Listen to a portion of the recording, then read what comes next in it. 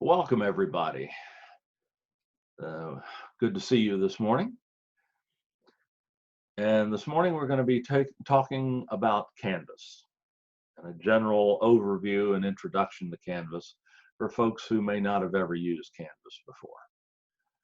Though hopefully even if you're somewhat familiar with Canvas, you will pick up some useful information about it.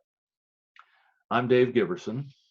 I'm an old instructional design coordinator. Used to work at Online Learning Pathways at the district.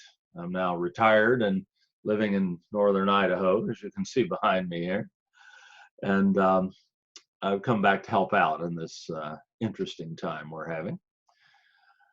And of course, one of the most important things that you can do at this time is to share materials and assessments and communication opportunities with your students through our Canvas learning management system.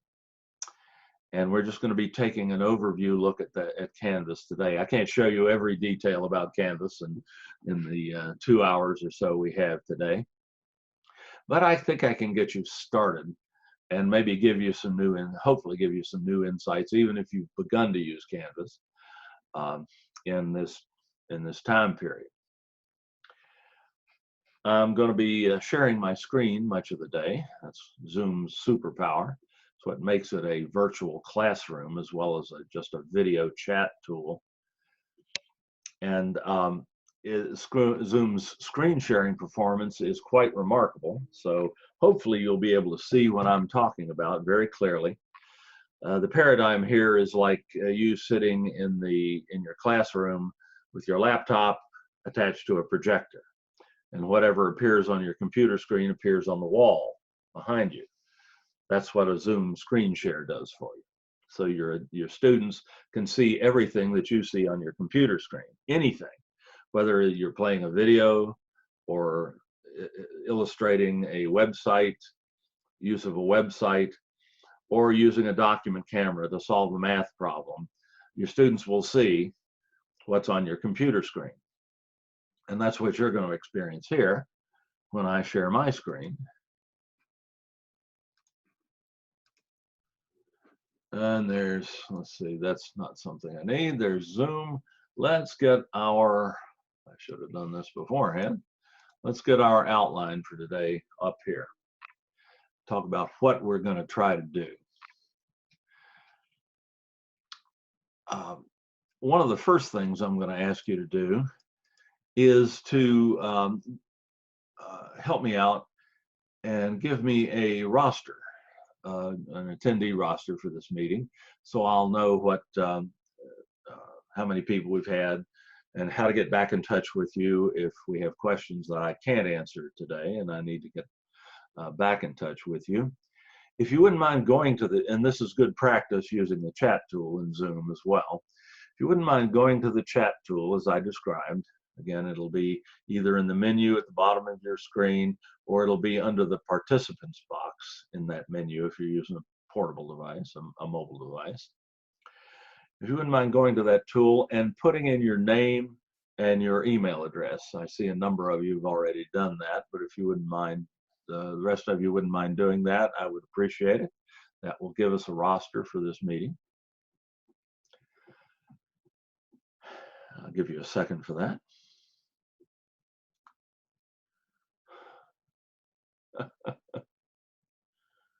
I wonder if I can show this to you. Let me stop my screen share for a second and turn my webcam around. I don't know if this will work or not. You'll be able to see it. Yeah. That's something you don't see in San Diego every day.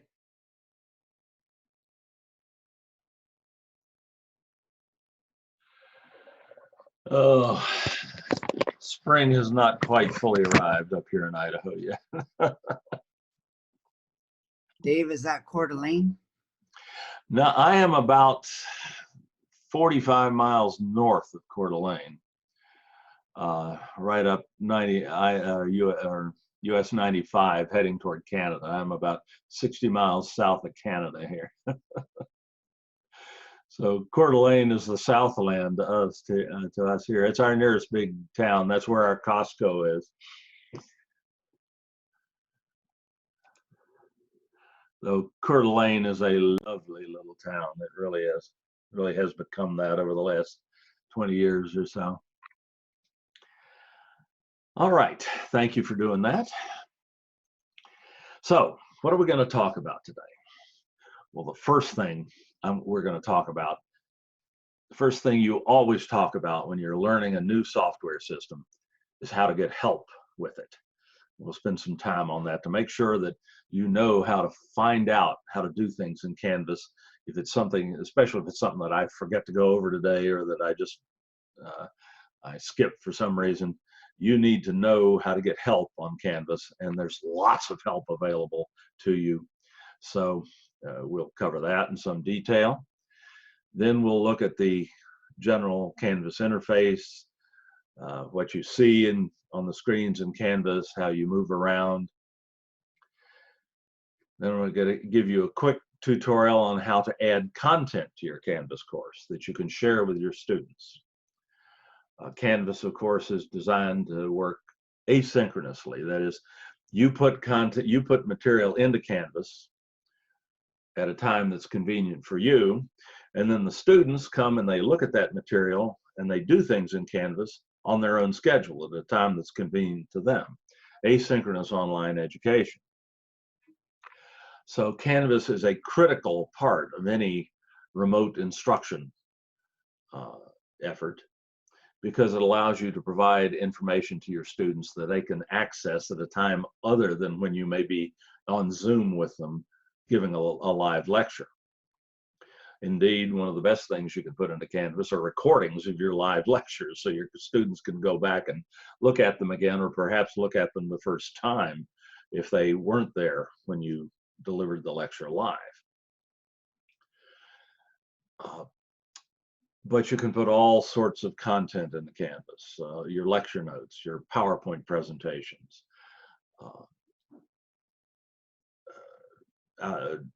assigned readings, reading assignments in the textbook, and things like that. All of those things can go into Canvas. Canvas also gives you the ability to assess your students, and we'll talk about how to add assessments to your Canvas course. Quizzes, homework assignments, graded course discussions are the different types of assessments you can do in a Canvas course. And that's something you can't really do with Zoom. You can lecture beautifully in Zoom, really just as effectively as you can in a classroom, but you can't give a test. You can't hand out a test paper on Zoom and have students complete it and hand it back into you. Or you can't take homework assignments in Zoom, but you can in Canvas.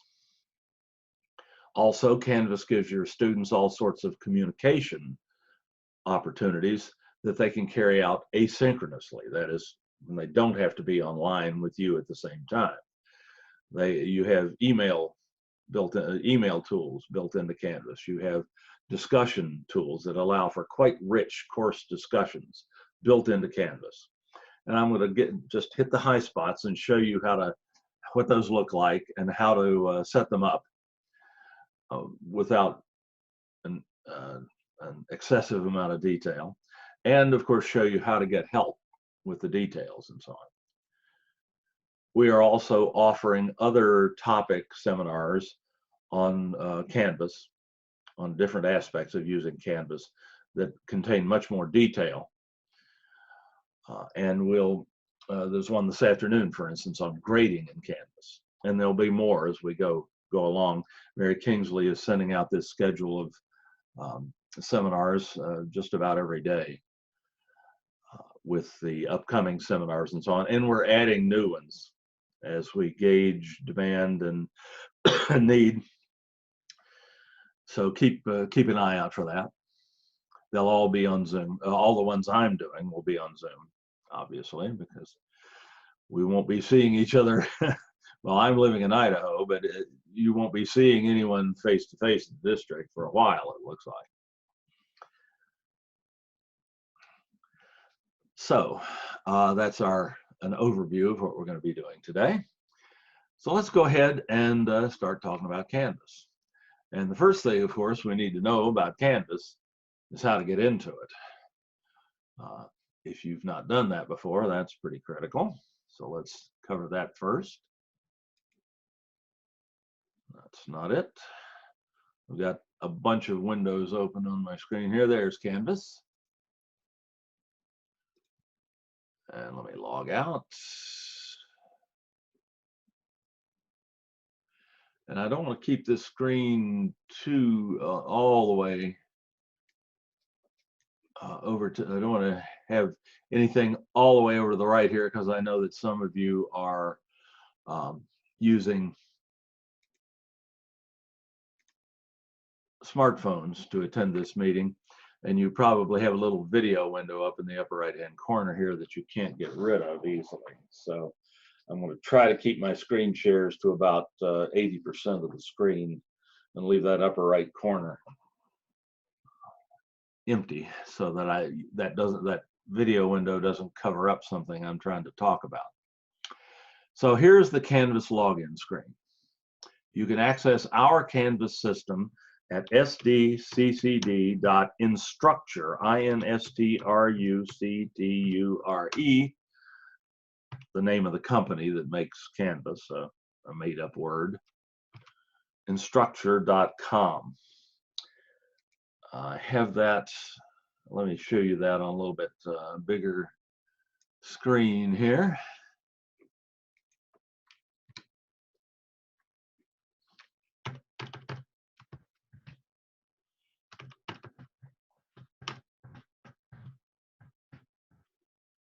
It's a little too big.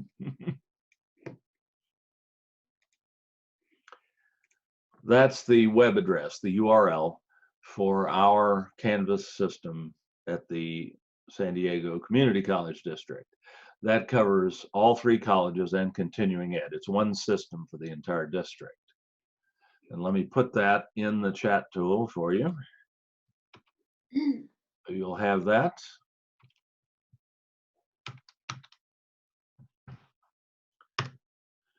You can, by the way, you can save the chat tool at any time to your local computer so that you can have any links or information that's put in there during the meeting later on.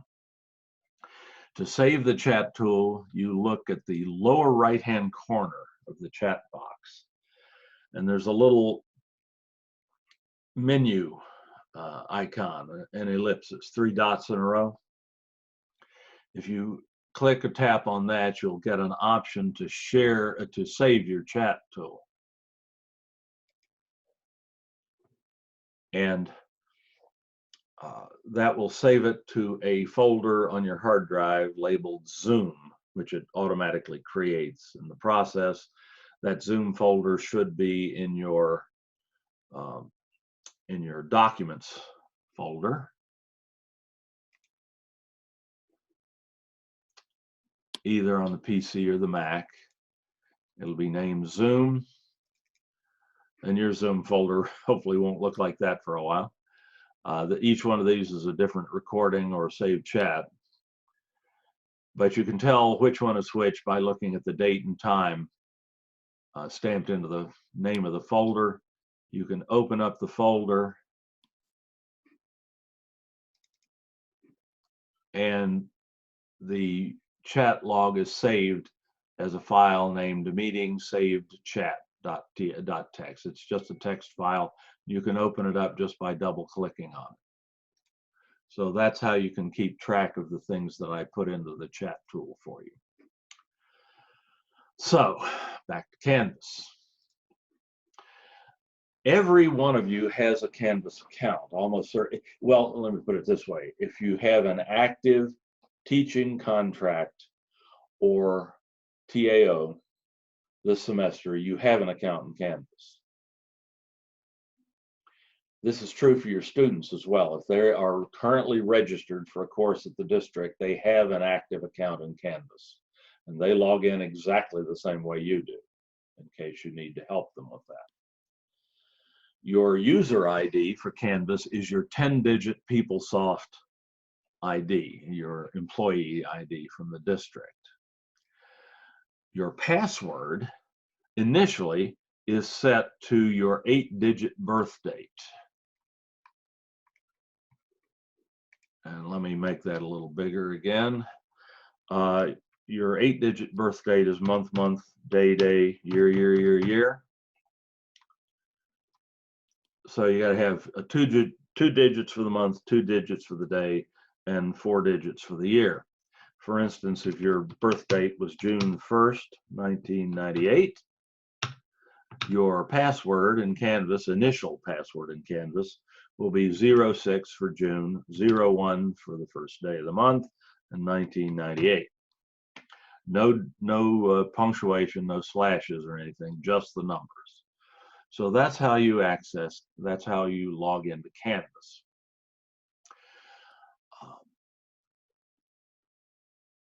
And then you just click Login.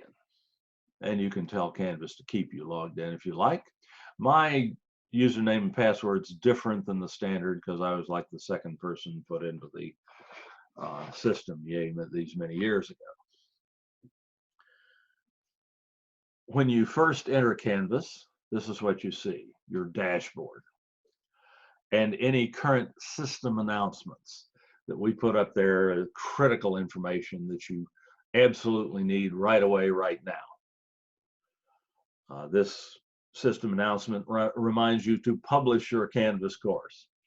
When you first get your Canvas course shells or containers, we usually refer to them as shells, they're not published. Well, initially they're empty, so you don't have anything to publish. But before your students can see your course, you have to publish it. And you have to do that yourself. We can't do that for you.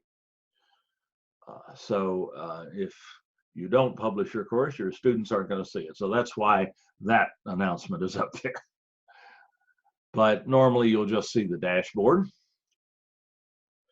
Down the left-hand side of the screen, you see a system menu, which is always present in any Canvas page. And it has tools that are at a level above your actual courses. There's system level tools that allow you to perform a variety of activities that we'll talk about as we go through the presentation today. In the center of the screen, you have a big content area, which is where your course content, your reading materials, your videos, whatever will appear. And over on the far right, you'll see a task area, which contains things on the dashboard, contains a to-do list, and things that are coming up in your courses, and so on.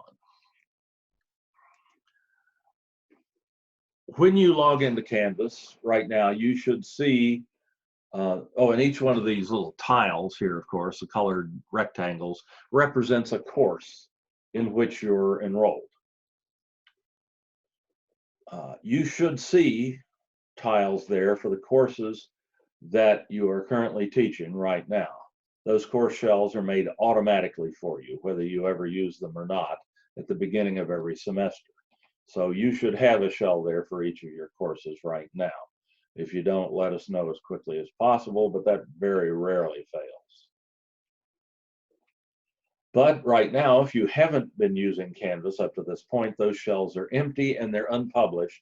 So your students are not seeing them on their dashboards, and they're just under the radar right now. And what I'm gonna try to do today is show you how to change that and actually allow you to put some useful stuff into your course shells for your students to help with your students' learning as we get through this period of completely online education at the district. Who ever thought that would happen? As I said earlier, the very first thing that you learn about a new software system is how to get help. And that's something that you can get from this system menu over here on the left-hand side of the page. The help button is at the bottom of the list here. but it's definitely the most important button there.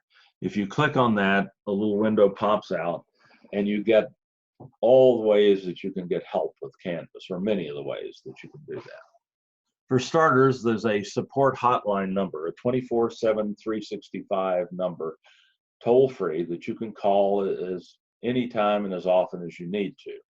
There's one for faculty, and the students have one too of their own. So no one is ever without access to help for Canvas, though as you might imagine, they are quite busy right now. So there may be times when you have a little wait before you can get through, but they will get to you, and the support we're getting from the Canvas support hotline numbers is generally very good. This is much better than the similar service we had for Blackboard. Another link in this menu I'd like to call your attention to are the Canvas guides. These are extensive text and picture tutorials for just about every aspect of using Canvas. If you click on that link, you go to a page with kind of a staging page where you get access to all sorts of information about using Canvas. There are mobile guides about using Canvas on a mobile device. There are practice guides, video tutorials that made by the company that builds Canvas, so they're quite reliable. But the greatest proportion of the help information here is under the Canvas guides, this icon right here. If you click on that, you get how-to guides oriented both for instructors and for students. So your students have this same kind of resource, and you can refer them to that through the help button when they have questions. The instructor guides, of course, are what will help you out the most, and they are arranged by subject. At the top of this, it's a huge long page. At the top of this page, you see a list of all the subjects. And then if you scroll down, you see these segregated by subject. There's just hundreds of them. Just information on almost every aspect of Canvas that you might ever need to get help on. So if you want to learn how to make an assignment in Canvas for your students, you can just click on assignments, and there's how do I create an assignment. So tremendous amount of information here, and they're excellent, well-designed tutorials with screenshots, and they break them up with enough granularity that no one tutorial is generally overwhelming. So these are vital. Also, we have lots of tutorials ourselves available online, and you can access them through this link in the help menus. But I got to tell you, to me, the best way to find out information about Canvas is just to go to Google and type in your question. Let's see, how do I create a test in Canvas?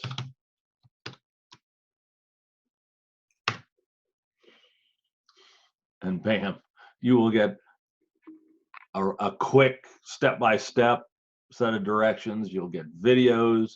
You'll get more detailed help pages from Canvas, from Instructor or Canvas itself, but also from other institutions all over the world. There's one from Brown, Ivy League, Yale. So there's just a tremendous amount of information about Canvas that you can access this way. The trick, of course, is phrasing the question properly, though just make it as straightforward and concrete as you can, and you will get help. So you're never without the opportunity to get help in Canvas, ever. So if I didn't do anything else today, that should allow you to do a lot of things on Canvas that you want to be able to do.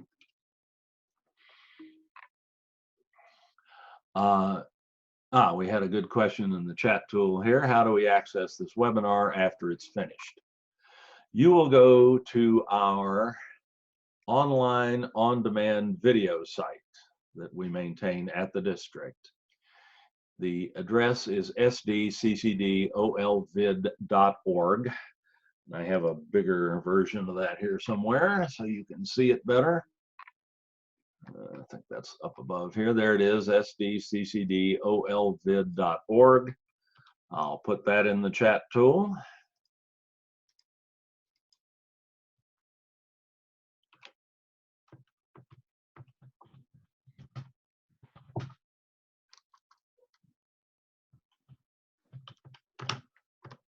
Just did that. Remember, you can save that chat tool. You can save it as many times as you like, and it'll just keep overwriting the file and updating it. Good idea to save that. If you can remember, the last thing before you leave is save that chat tool, so you'll have these links. And on that site, we have just all sorts of tutorials about all sorts of aspects of online learning, a lot of tutorials about Canvas and about Zoom, but we also have our workshop archives in a menu button at the top of the screen, and you can find all these recordings there. I'm a day or two behind putting them up, but there's tons. There's one on almost every topic we do here already. So you can always find that there. So let's take a look then at a Canvas course.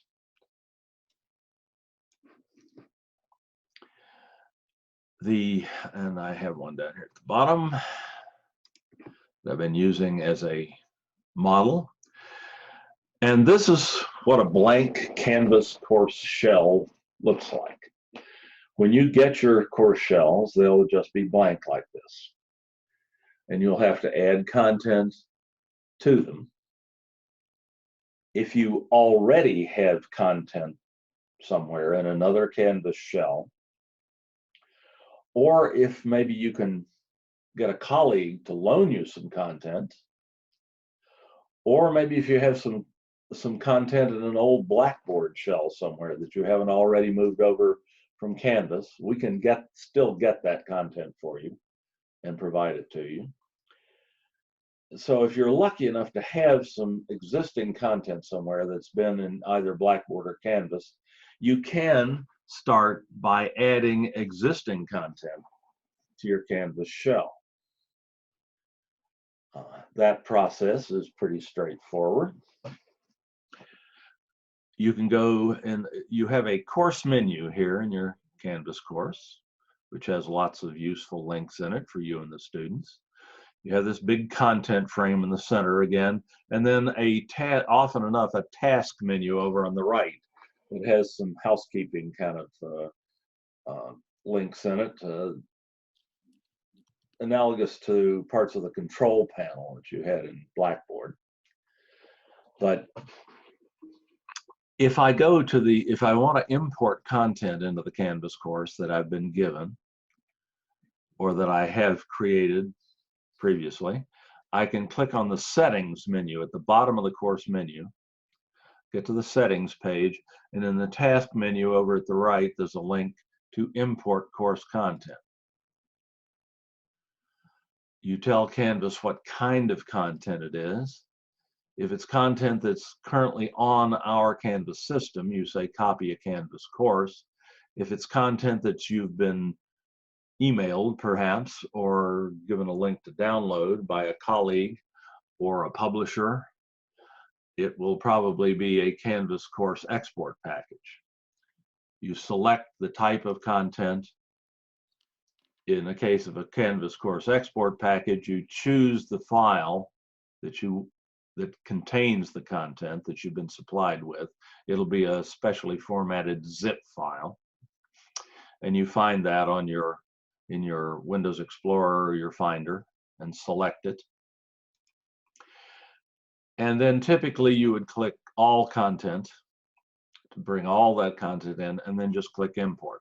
and that's all there is to it. Then the process runs automatically, and within just a few minutes, you'll have some content in your Canvas shell. You might check with colleagues who are teaching the same courses that you do to see if they have Canvas content that they'd be willing to share. If so, they can export it from their courses and provide you with the import file that you can then import into your course. Some departments are providing starting shells for their faculty for certain commonly taught courses. So check with your department contacts. But even if you don't find someone to here at the district to loan you some content, you do have another option. In this system menu over here on the left, you have the Canvas Commons. That is a huge, what's called a learning objects repository. It's a collection, a gigantic collection of free to use course content for just about every subject matter there is. It's shared by people all over the world who use Canvas and are kind enough to share the use of their materials with their colleagues. You can just go to the top of this page and search by your discipline. Somebody give me a discipline. You can unmute yourself and speak, or you can put you do, is there anything in there, is there anything for counseling? Counseling, let's see. 38 results. We've got full up courses. We've got course modules. We've got a quiz, a page of content that can be put into a module. So yeah, it's not perhaps the largest collection of content for a particular subject area I've seen. Sometimes this can run into the hundreds or even 1,000 links. There's almost 100,000 links to content in the Commons, but this is an interesting collection here. And you can get full-blown Canvas courses already built. And you can import that into your course. If you like the look of it, you can import it into your course shell, throw away what you don't like, keep what you do, and it can give you a big leg up in creating and generating content in your Canvas course shell. And to import this content is wonderfully simple. Let's say just take a look at the one of these here. Click on the link to it. You can preview the content. This is fairly limited, just 2 modules and so on. But let's say this one looked interesting. I can then go over to the right here and click the button that says that's labeled Import Download. And then you'll get a list of your courses, which heaven forbid should ever get that long. But you find the course shell into which you want to import this content. And you just go to the bottom of the page and click Import into Course. And then the process is automatic. It starts in the background. It will continue while you're doing something else in Canvas or something else entirely on your computer, or you just walk away and get a cup of coffee or whatever. But you don't have to sit there waiting for it to finish. And within a few minutes, that content will just appear in your course shell that you've selected. That's interesting. I see one, Quest for Online Success SDCE. That's interesting. Thank you. Bad. Try it. You can, if you want a sandbox shell, we call her a development shell, to play with content like this, you can call the faculty support hotline number and they will make you a blank shell that's never going to be used for a course, that will just be something for you to work in. And you can use that development shell to develop your course for some future use. Or you can just use it as a sandbox to play in, and you can import content into it and then delete it out, import again. and try different things. And they'll be happy to provide that to you. Thank you, and I'll get off the phone. Oh, no, that's good. That's fine. We've got, what have we got in here? 18 people right now. We can have a little bit of back and forth like that. A Zoom meeting of that nature is so much more pleasant for everyone, the presenter and the attendees. It's tough when you have so many people that you really can't have this back and forth, because that's where Zoom excels. It's not really designed as a broadcast tool. It's designed to allow you to communicate two ways. So thank you for that. Dave, I have a quick question. This is Okay. Carl, by the way. I was wondering, Hey. can we get multiple shells? Because I remember, wasn't there a limitation on how many blank shells that you have? Because I had one since I taught a class like a couple of years ago. Will I be able to get another one? Because I don't want to delete that shell. Oh, sure. Okay. Yeah, they generally won't fuss at you about that. We would generally, you'd have one development shell for each course that you teach, and then maybe one to just play with, to just try imported content and things like that. But if you have a situation where you have you teach a course in both 8-week and 16-week formats, it's okay to request a development shell for the 8-week format and then one for the 16-week format as well. And I don't think anybody's keeping track anyway, So we could connect with you directly to get that extra shell? You can just call Canvas support. They do that for you. Okay. You can call the 24/7 support line anytime, and they'll do that for you. Again, it may take a little while to get through right now. Dave, I have a department meeting right after this at 11, and I'm going to go right into it. I would be so curious if you could look up culinary arts, because we're very worried about content in our vocational programs. Right. All hands on. Indeed. Let's try that. Thank you. 68 results. Just go in and take a look. There's a lot of content in there, even more than for counseling. And so this is all basically OER, right? Just to confirm, anyone who posts anything in here pops in? This is open educational resources. Yes, this is maybe our best source of open educational resources for use in Canvas, because it's already formatted for use in Canvas. Right, perfect. I'm just worried about like the pictures and all that, but if it's already OER, I'm going to trust that, of course. Go for it. It wouldn't be in here if it weren't there for you to use. The author may request attribution or something like that, but if you couldn't use it, it wouldn't be in here. So I have another question, Dave. This is Carl again. I tell you what, what I'd like to do is get you to put those questions into the chat tool, if you don't mind, because otherwise I won't get through the rest of the presentation. But if it's like a follow-on question to something I've just covered, and you have a quick question, that's okay. But otherwise, anything that's going to take a little while to answer, I'd like to do it in the chat tool later, because otherwise we're going to get going down a rabbit hole, and I'll get drawn away, and we won't finish with what we need to see today. Thanks. So let's go back to the Canvas course itself. Go back to the dashboard and find that one we've been working in. So those are all ways to add existing content, but very likely at some point you're going to get to the point where you have to load content from scratch into Canvas. And that's where this second big icon that you see on in your empty course comes in. That says create a new module. And we're going to spend a little time talking about modules in Canvas, how to create them and how to put content links into them, because this is how you provide information to your students in Canvas. You create modules, and this is your first one. And modules are collections of related information or links to related information, related logically in some way.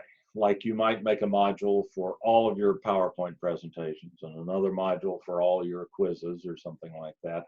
But the recommended module organization of modules in your Canvas course is to have each module contain a series of links that are related to a particular part of your course.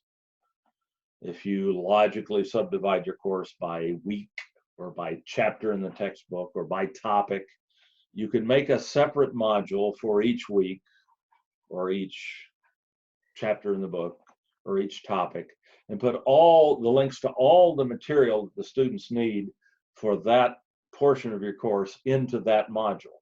So the students only have to go one place to look for it, rather than having to look for the PowerPoint presentation one place and the quiz another place and the homework assignment another place. They can find everything they need in the module that's associated with that part of the course. That's called modular course design, and it's the gold standard in online course design, because that way students can find what they need easily.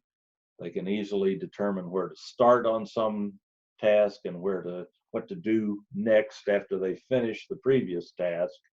They're not consigned to wandering through the course looking to find the things that they need, which will discourage them and cause them to drop faster than anything else you can imagine. So modular course design in Canvas is real easy to do and is real important. Your first module in a course, in a Canvas course though, the one at the top of the list, is usually a module that provides information that the students are going to need before they actually start working on your course material. The sorts of things you might cover on the first day of the class when you first meet them. So I'm just going to call this first module Getting Started. You might call it Welcome or Introduction or anything that makes sense. And to create the module, all I have to do is give it a name by typing the name in and click the Add Module button in this box. It's a real simple process. And that gives us our first module. Empty, but we have an empty bag into which we can put related content links. And what's the first thing or the most important thing you're going to discuss with your students on the first day of class? That's an invitation to unmute yourself and say it. Or type it in the chat tool. Bingo, thank you. Syllabus, the syllabus, right? And in most cases, you're probably going to have your syllabus in a Word document on your computer. Or that's a common possibility, or maybe a PDF document. Doesn't matter. You can upload almost any kind of document file to Canvas. So how might you get started on that in Canvas? Well, the Canvas interface is usually quite intuitive. If you look at it for a minute, if you look at a page in Canvas for a minute, you can usually figure out how to do what you want to do. And in this case, we have all we have is the name of our module. And if we look to the right along that same line, we have three little icons as well. One of them, if I mouse over it, says Publish. Publish in Canvas means make it visible to students. So if I want this module to be visible to students, I better publish it before I forget. Ask me how I figured that out. It's real easy to forget to do that. Then we have a little menu button here that is at the very end, 3 vertical dots. That's a standard menu icon used. Google Chrome popularized that vertical ellipsis as a menu tool. If you click on that, you get a menu that allows you to do things about this module. But in between the two is a plus sign, which of course implies add. So this is where you click to add content to add content links to your module. When you click on that, you get an Add Item to Module box. And there are a number of things that you can put into this module, that you can link into this module. And you can see what those are by opening this menu, the Add menu in the Add Item box. And you can add links to homework assignments, to quizzes, to files, pages, discussion forums, and external URLs or web links, links to content out on the web outside of Canvas somewhere. And you probably have your syllabus in a file, sitting in a file on your home computer. So to add your syllabus, you would select File. And this is a blank shell, so you don't have any files to link. If you'd already uploaded the syllabus in an earlier interaction, or if you'd brought that over from a colleague's course or something, you might see a list of files here that you could link into the syllabus or into this first module. But here we're starting from scratch, so our option is to upload a new file to Canvas. So we just click that new file link, and we get then the box changes, and we get a choose file button down below here.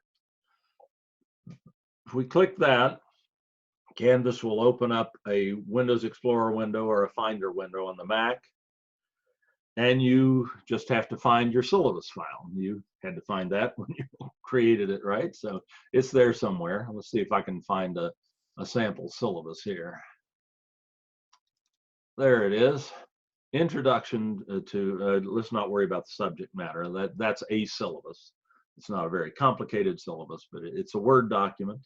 As I say, it could be a PDF, could be anything that the student, any kind of text document.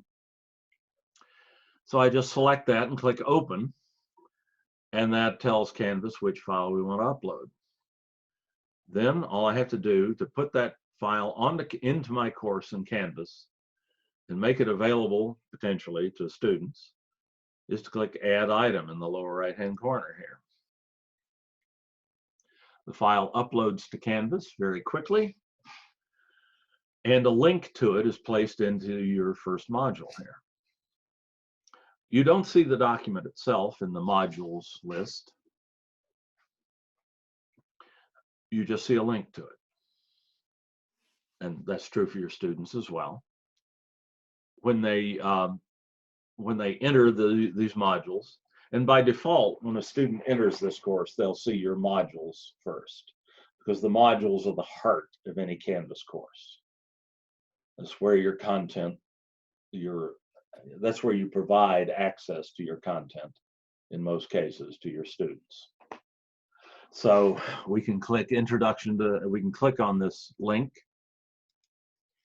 and the syllabus will appear on the screen. And it'll appear quite quickly.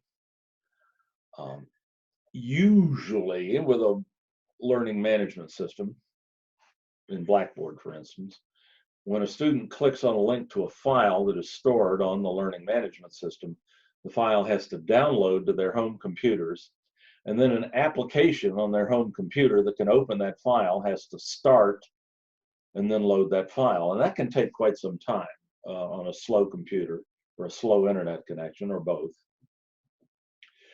Canvas, for common file types like Word documents and PowerPoint presentations, PDFs, Adobe Acrobat documents, Excel spreadsheets, things like that, Microsoft Office documents of all sorts, Canvas has a series of what are called server-side viewers that actually open the file on Canvas and display it to the students. So the students don't have to wait for a gigantic PowerPoint presentation to download to their computer, and then for a PowerPoint viewer to open up and load that huge file and so on. That, on Blackboard, that could take minutes sometimes. Before the student would click on a link to a huge PowerPoint, and it would take minutes before it would actually appear on their screen. That doesn't happen in Canvas. Canvas is much better designed in that regard. Hey, Dave, can I ask a question? Yes. A couple pages back, when you were choosing your file, Right. there was a selection for indent or don't indent. What does indent mean? When the links appear in the module, Yeah. you can have them indented. Links that are all related to a link above them can be indented under that first link. Oh, okay. It's a minor issue. It's not something that will impact your students' ability to access the links at all. All right. Okay, so the you've provided your syllabus to your students. They can read it here online. If they want to download a copy of a file that you've put on Canvas for them, they can do that by clicking on a link at the top of the viewer window, and that will download it to their computer where they can print it on paper, for instance, if they want to keep a paper copy of it. So that's always an option for them. We can always get back to our modules by clicking on the modules link in the course menu. So this is how you would share your syllabus, your PowerPoint presentations in PowerPoint files or PDF files if you've converted them to that. Lecture notes, supplemental readings to the textbook, anything in a file that you have stored on your local computer already, things that perhaps you print out and hand out in the classroom, you can just drop into into an appropriate Canvas module, and the students can click on it and download it. It never has to hit paper again unless the student wants a paper copy. If they want a paper copy, they can print it out, or they can view it on the screen and save the paper. So that's all there is to uploading files, content files to Canvas. But files are only one type of content object that you might use in Canvas. Another is the Canvas page. Canvas page is basically a web page that you create in an editor on Canvas. You can add a page to your module by clicking on the plus sign again that's associated at the top of the module and selecting Page from the drop-down menu here. We don't have any pages in here yet, so I'll have to create a new page. And I do, in this case, since this page is brand new, it doesn't have a name. The file that you uploaded into Canvas had a name, but this doesn't have a name, so I have to give it one. I'm just going to call this a welcome page, but it can be anything. You can put just about any kind of textual or graphic or video content into a Canvas page that you want to. And if I click Add Item, I get a link to my blank page, which I haven't yet put anything into. To actually build this page, I click on the name of the page in the module and click on the Edit button up above. There are other workflows to do this, by the way, in Canvas. You do have a Pages tool over here in your course menu. You can click on that and build a page from there and then link it into the module in a separate operation. But if you create content as well as linking it in the module, everything happens at once. You create the content and link it into the module in the same operation, so it's more efficient. So here's our blank Canvas page in what's called the Canvas Rich Content Editor, which is just kind of like a little mini Microsoft Word that will allow you to create very rich Canvas pages, little web pages that you can share with your students. And this is content you can create right on Canvas rather than having to create it offline and then upload it later. Very efficient process. And this is a very good editor. You can do lots of stuff with it. For instance, if I had a welcome page, I might want to start it off with some kind of banner logo at the top of the page. Just an example. If I want to put a picture in here, indeed static images, pictures are things you can load that you can put into a web or into a Canvas page as you create it. To do that, you use this little Embed Image tool that's in the second line of the icons in the content editor. You just click on that page and you're asked to tell Canvas where that image is so it can get it for you. You could pull an image directly off the web, but that's a little risky because then that image can disappear and so on. So generally, you're going to upload the image that you have on your local hard drive into Canvas. You do that by clicking on the tab in this image source box labeled Canvas. And you do have to tell Canvas where to store this file. And your options are either to store it in your course files, the files associated with this course, or in a personal file area called My Files, which you can share among multiple courses. But usually you'll put it into the course files. So you tell Canvas that, and then you get an upload file button just below and to the right of that area, which will allow you to put the file not only into this page that we're building, but also load it up to Canvas so that it'll stay there. It'll be available there for use in other places as well. You just have to find that file on your computer. Again, you'll get a Windows Explorer or a Finder window, and you just look for that file. Let's see, I think I have a banner image here somewhere I can use. I got a lot of pictures on here. There it is. There's our Online Learning Pathways logo. I select that and I click Open to tell Canvas which file I want to upload. And just that quickly it uploads it. That's a small file, but usually these upload operations are very quick.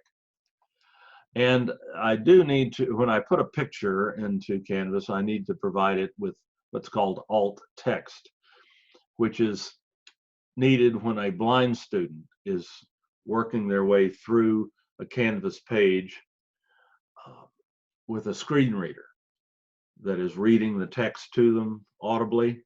And of course, when that screen reader gets to a picture, it can't do anything with the picture, but the picture can contain, have alt text associated with it, which the screen reader will then read to the blind student. And in the case of an image that's mainly for a show like this, it doesn't contain a lot of information, but the blind student wants to know what it is. We can just type in what it is. This is the Online Learning Pathways logo. So that will reassure them that they understand what that's about. If this were a graph or something like that, you could put much more detailed alt text in that would describe the graph to the blind student. But this should suffice for just a logo. And if an image is purely decorative, is like a pretty border or something like that around something, you can tell Canvas that, and the screen readers will ignore decorative images completely. So I can click Update, and that image appears in our developing Canvas page. We can resize it to an extent, to a little bit anyway, a little bit, make it bigger or smaller by grabbing the handles at the corners and clicking and dragging with a mouse button. We can center it if we want to and move on. So that's how you put an image into a Canvas page. You can, of course, type text into the Canvas page. Something like, welcome to, this was an introduction, the example I'm using is an old Introduction to Screencasting Flex course that I used to do online when I was employed. Welcome to Introduction to Screencasting, before I was an old drone living on the edges of society. You can type volumes of text in here if you wish. You have all the usual text editing tools up here on the top bar of the rich content editor control bars. You have You can bold that, you could italicize it, you can make it bigger, you can center it, all the usual stuff. So you can type text in there. We've seen how to put a picture in, but you can embed other types of content as well in here. You can, for instance, embed video in this into this page. This is indeed the way that you would usually display video to your students in Canvas. You would to embed video. There's actually a couple of different ways to embed video into a Canvas page, but the best way is probably to go to the Insert Edit Media tool, which is kind of the motion picture equivalent of the picture embed tool we just used. And the simplest process for putting a video into a Canvas page here is to just provide the link, the web link to the video. For that, of course, you need to find the video. This video has to be online already for you to do this. While you can upload video to Canvas, we strongly recommend against it because Canvas is not designed as a video server. And you have a limited amount of file space that you can use to load files into your Canvas course, and videos can overwhelm that fairly quickly. You probably want to save that file space for your PowerPoint presentations and things like that. So we strongly recommend when you're using video with Canvas that you load the video onto an external video server and then just link to the video from within Canvas, which is what I'm doing here.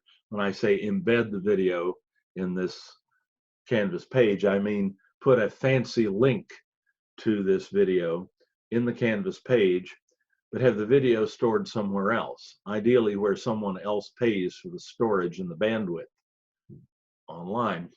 And the greatest video content repository on the web that contains everything from cat videos to very sophisticated and high quality instructional videos is, of course, YouTube. So as often as not, the video that you're going to embed into Canvas will be stored on YouTube, either one that someone else has put up or one that you've put up there. That's very easy to do. In our Zoom seminar, we show you how to do that. If I have a chance today, I'll show you that here as well. But I just need the link to this video that I want to embed into Canvas. And for that, I need a link to, I need to go to YouTube to find that link, if it is indeed a YouTube video. That ain't it. Let's see, where's my YouTube stuff? Here we go. Yeah, there it is.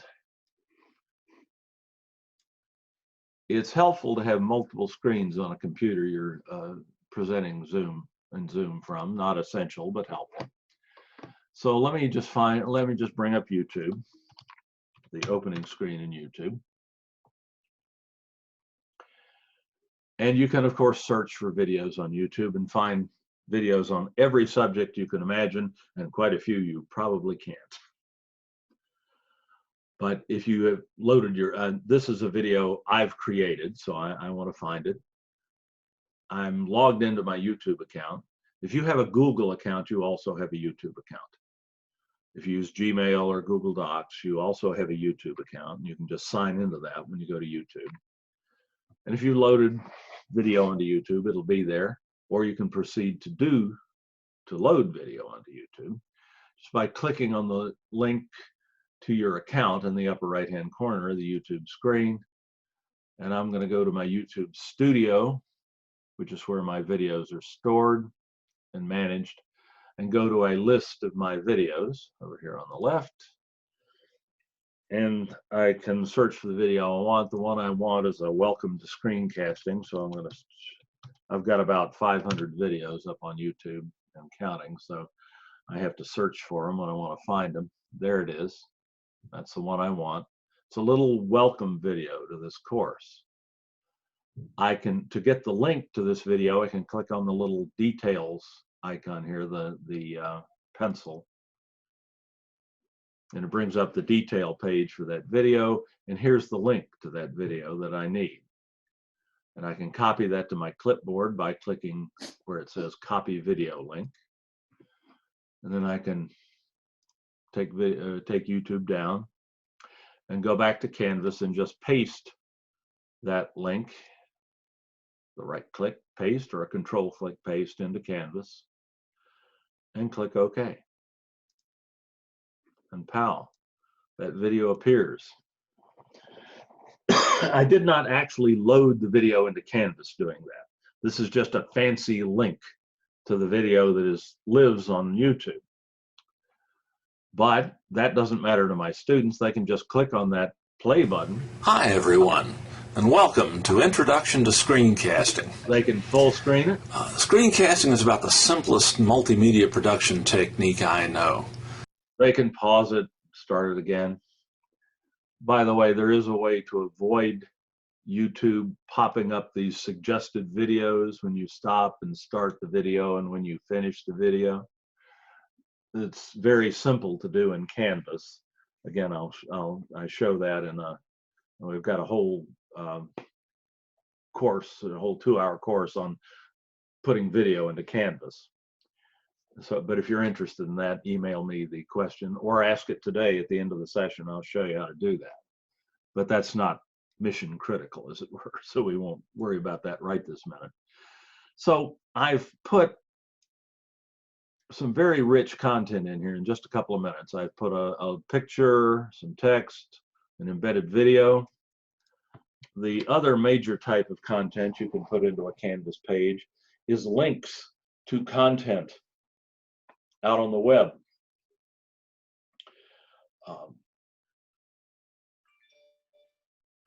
External links, like with Screencasting, the company that makes the best products, the one that almost invented the technique, is called TechSmith. So I could put a link here to the TechSmith website if I wanted to. I can just type the name of what I'm linking to. I can highlight it, and I can go to my hyperlink button, link to URL up here in the content editor control bar, and I can just type in or paste in the link to TechSmith, which is http://www.techsmith.com. I just happen to remember that one because I have done a lot of business with them over the years. I've presented with them at conferences and so on, so I love their products. But now that's a link, an external link to the TechSmith website. When I publish this page, students will be able to click there and go straight to TechSmith to get more information. I can also put links to content that is stored internally on Canvas here. Like I wanted to, maybe I want to put a link to my course modules here. I can do that by, again, highlighting the text that I type and going over here to the links tab in the rich content editor on the right. And I can put links to content inside Canvas. I can link to other specific Canvas pages, to assignments, quizzes, announcements. If you have placed an announcement in Canvas that you want to link to a page, you can do that. Course discussions, modules, or course navigation. I can open up any of these lists. Let's say I wanted to be able to send the students from here right to the course modules tool. I can just click that option, and now that's a link to the course modules. So that's a general overview of the typical types of content or information that you might put into a Canvas page. You can now save that page, and since I started building this from within the module, it's already linked into my modules that I can go back to over here, course menu, and there's a welcome page. I can publish it so the students will see it. And then I can click on the name of the page just as the student would, and that page comes up. They can play they can read the page, they can play the video, as we just saw. They can go to the TechSmith website, which is set to open in a new tab. So to get back to Canvas, they can come right back to Canvas by going back to the Canvas tab. And this link will take them right to the course modules again. So that's a typical Canvas page. You can put all sorts of content in a Canvas page for your students. And if you're organizing content in your modules, and maybe that welcome page should come before the syllabus, you can just drag it up by using the little movement tools here. Click and drag it up. So it's very easy to reorder content within a module, or to even move content links from one module to another by just dragging up and down on this page. So we've put content in the Canvas here. There's a third type of content you might commonly use and put directly into a module. That's an external URL, or a web link, as we used to call it in Blackboard. If you want to put a link to content outside of Canvas directly into a course module, rather than inserting it into a Canvas page, which is in the module, you can do that. And we could adventure, for instance, there's a very famous guide to screencasting on the TechSmith website, which I can search for in Google. Yeah, I think I did. Here it is, the ultimate guide. If I click on that, I can get the web address for that guide, which will be in the address line of my browser up here. I can just copy that to my clipboard. I can go back to Canvas, paste that into the box labeled URL in Canvas, and give it a name. Give the link a name.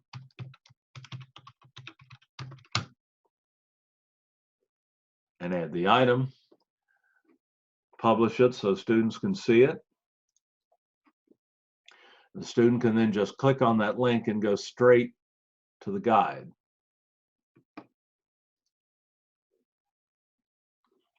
And then back to the module. I can also have this web link, if I want to edit that, open in a new tab so that it's easier for the students to get back to where they were in Canvas. Now, if I click on that link, it opens in a new guide in a new window. The student does have to allow that to happen. And then bam, and now that's in one tab on my browser, but I've still got Canvas open in another down here. So it's very easy to get back to where I was. Makes navigation a little easier for the students. And then they can just click back into the modules tool and keep going. So all of the content associated with a particular part of your course can be linked into the same module in Canvas. Indeed, this link is probably really more appropriate for a content module as opposed to a getting started module. So I can make a new module here, and maybe I can call it topic 1. Why screencasting? Why would you bother? I can add that module, and now I can put this guide to screencasting down in the content module, where it would probably more appropriately reside. And then I can just keep creating new links to content and new modules as appropriate as I move into working with a different section of my course, and just keep going until eventually I might end up with something that looked like this. This is a built-out version of that course. Again, I enter the shell just by clicking on the tile. Okay, here's a getting started module, and then a series of topic modules, each one representing a different logical subdivision of your course, right through the course, through the final project, and then some extra external resources. And that's not an atypical way of organizing your modules in Canvas. Though, of course, you're, you do it in a way that makes sense to you.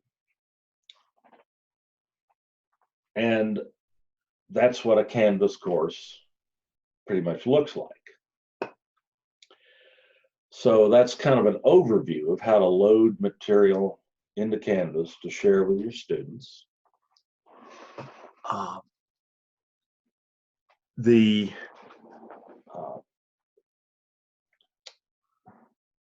links to content, though, are not the only things that you can put into your Canvas modules.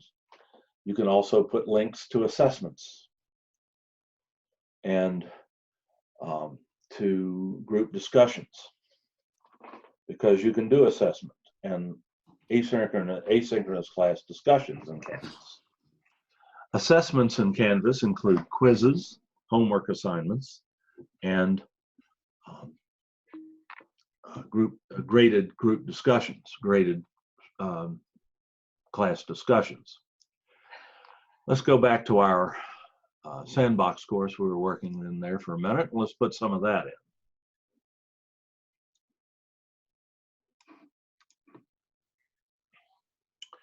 In our topic here, maybe we have a quiz at the end of this module. Screencasting quiz. From the module tool, again, we can create a quiz in much the same way we created a page. Tell it we want a new quiz and give the quiz a name.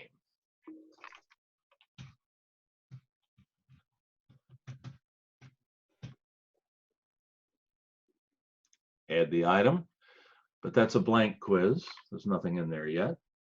So I click on the link to it, and I tell Canvas I want to edit this quiz, since there's nothing there yet. When I go into the edit screen for a quiz, I have two tabs at the top, details and questions. The details tab allows me to set options for the quiz, like whether I want it graded or not, or a practice quiz. Don't use shuffle answers unless you understand exactly how to use it. Don't use that. You can set a time limit in minutes. You can allow them multiple chances to take it if you like. You can govern how when they see, what they see and how they see feedback on the quiz after they submit it. And you can set due dates.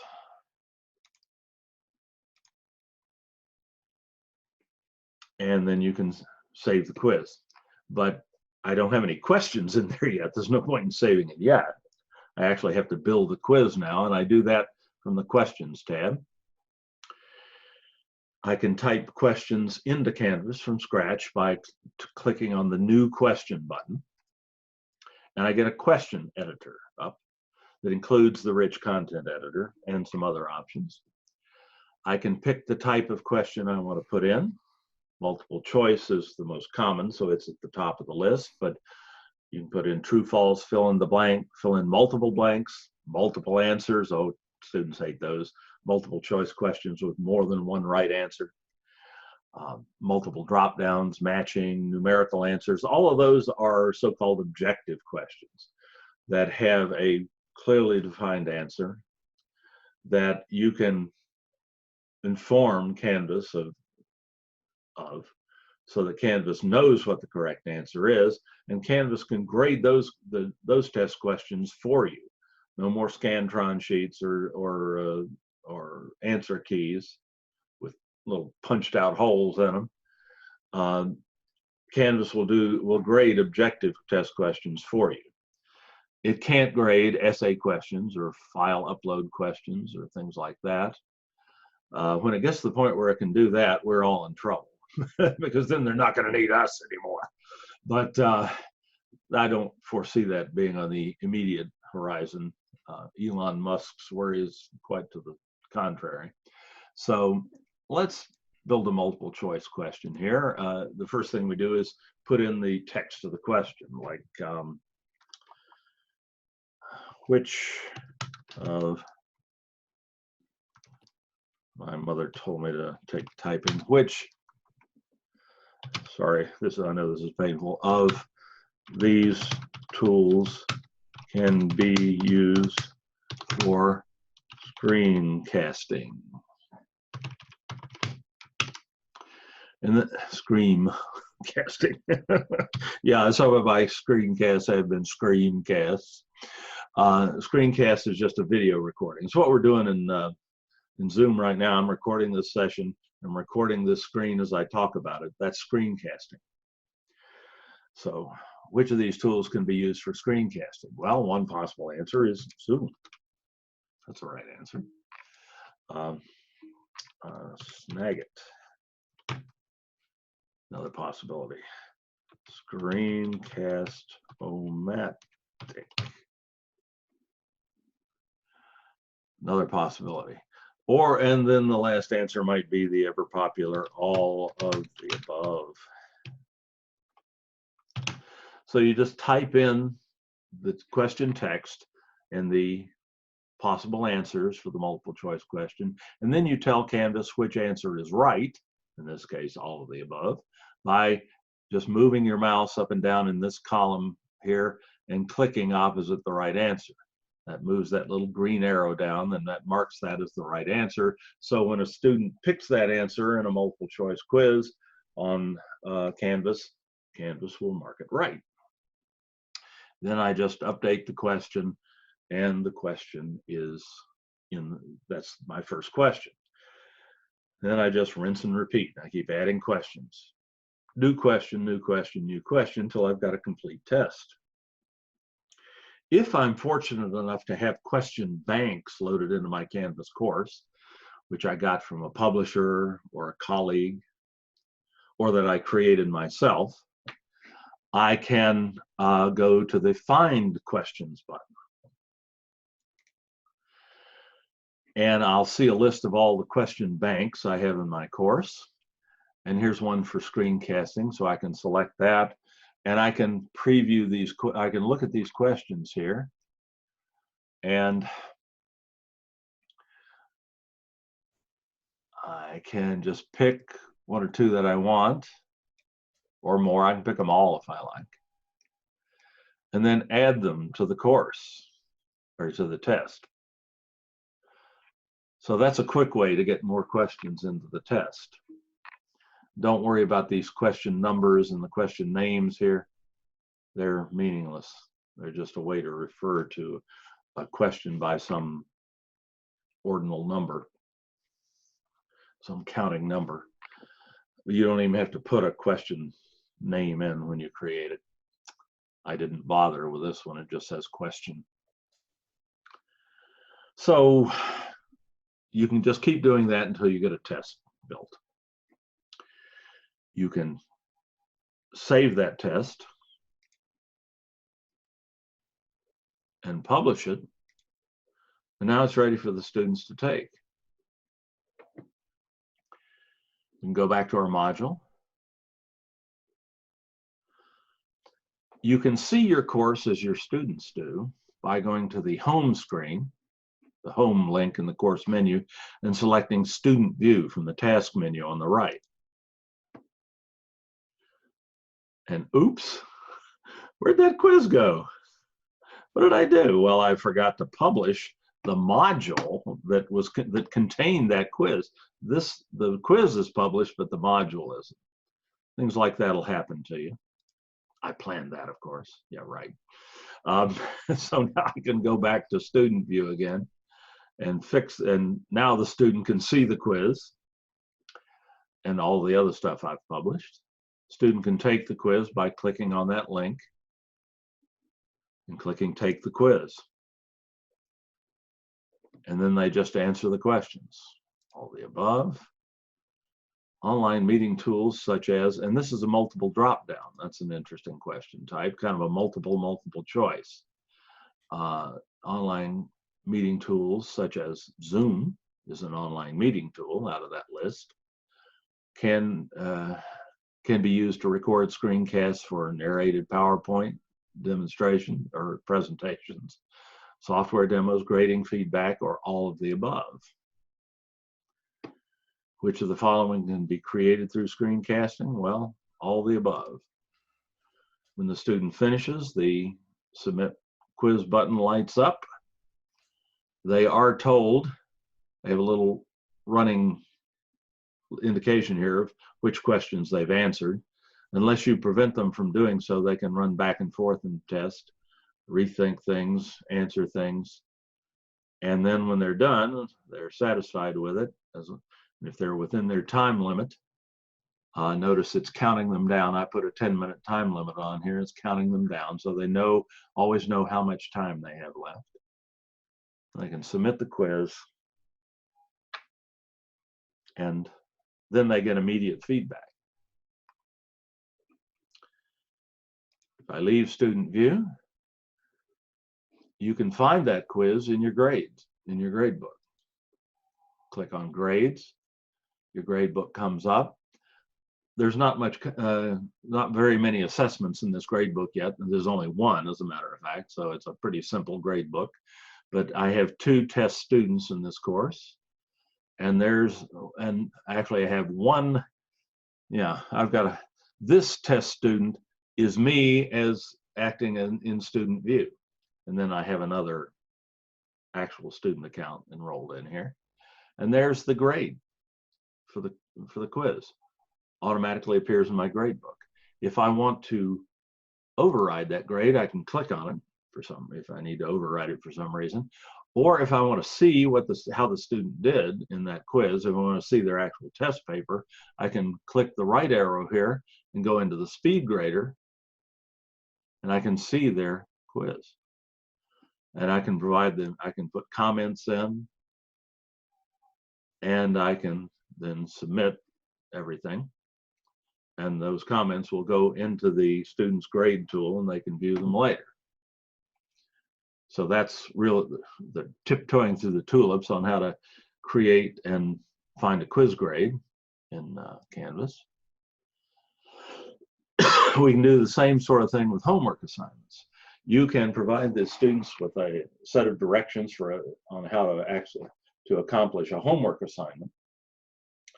They can do the homework and then upload the results to you in a Dropbox that you provide to them in Canvas, so that the homework assignment never has to hit paper. Even if you are doing this in a classroom, it's a great way to keep track of homework and allow students to submit homework without you having to take the papers from them, and in my case, maybe lose one of them or something like that. That's always a nightmare. You can't lose homework that's been turned into Canvas. So how do you create a homework assignment? Well, let's go back to our module. Just trying to give you the basics of how to make Canvas work for you. And this is something you'd need to use Canvas for, because you can't do this in Zoom. Unless you want to have your students mail you the homework assignments by snail mail, which is probably not a sustainable method. I can add a homework assignment to my content module here by clicking on assignment in the add box here and selecting a new assignment and giving it a name, like define screencasting,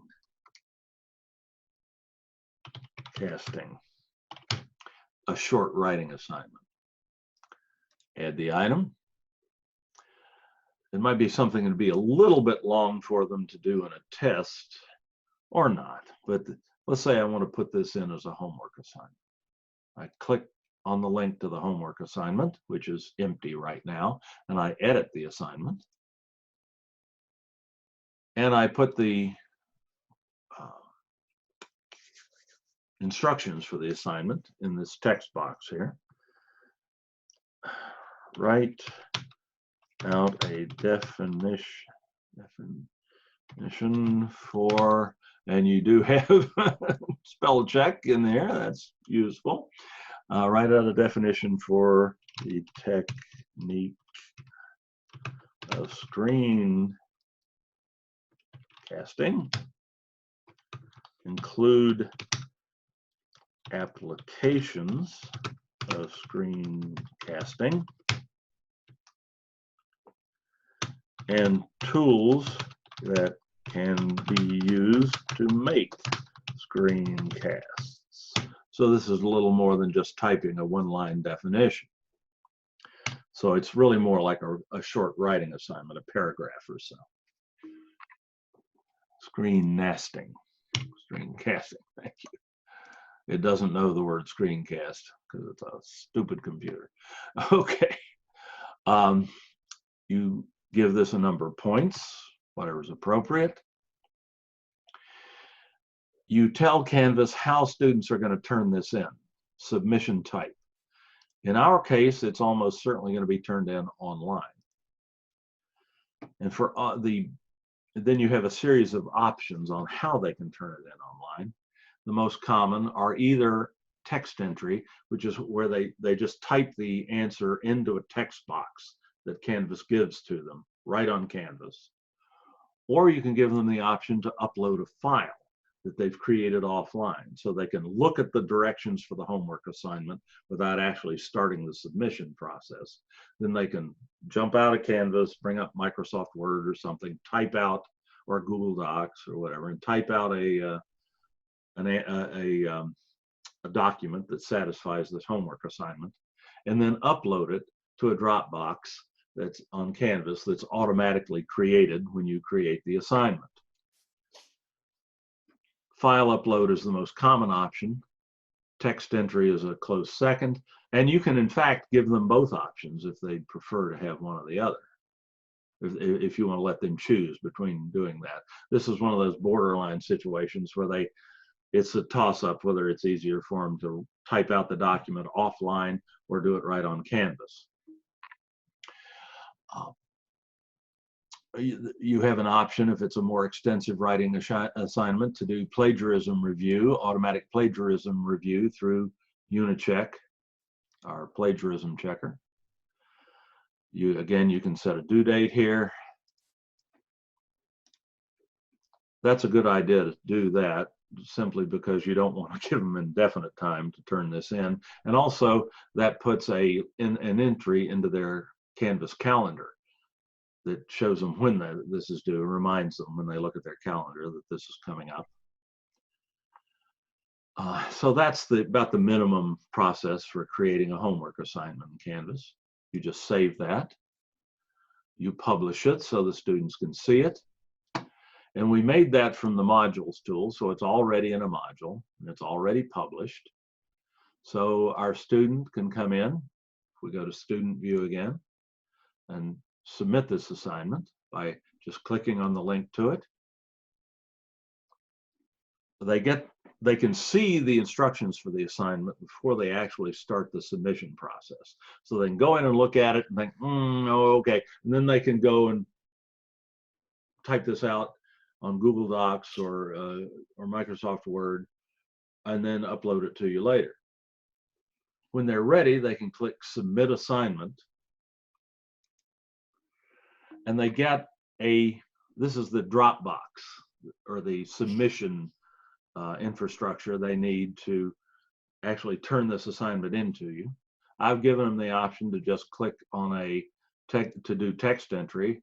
They can just type their answer right into this text box. Or they can go to File Upload and just choose the file they want to upload and look for that file on their computer. Let's see if I have one of those. Yeah, there's a definition of screencasting. It's a Word document, but it could be any type of text document that you can open. You can control which file type students can submit. So the student would select that and click Open. That tells Canvas which file to upload, and then they just click Submit the Assignment. Very simple process. Canvas is very simple for students to use. they get a receipt here that tells them, I got it. Here's when it came in. And here they can get more details on the submission, or they can download that file that they just uploaded. And they can do this at a later time. If they lose that file or something, they can always have access to it, as do you.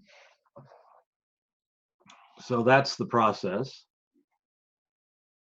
You can, if I leave student view, you can then go to your gradebook and find that assignment. And there it is. And you don't get a number here because Canvas can't grade writing assignments itself. Again, when it can do that, we're all in trouble. But it can't do that yet, thank goodness. So you just see an indication that the student, this mini me, my little test student, has submitted this assignment. I can click on that, and if to look at that assignment, to see it and to grade it, I click the right arrow here next to the grade block. And I can use, and I can go into the, again, to the Speedgrader, which is your grading interface in Canvas. Very similar to the one we had in Blackboard, made by the same company. It's a third-party vendor to both Blackboard and Canvas.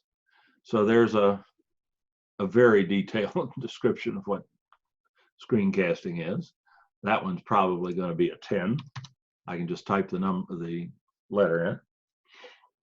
I can mark this up.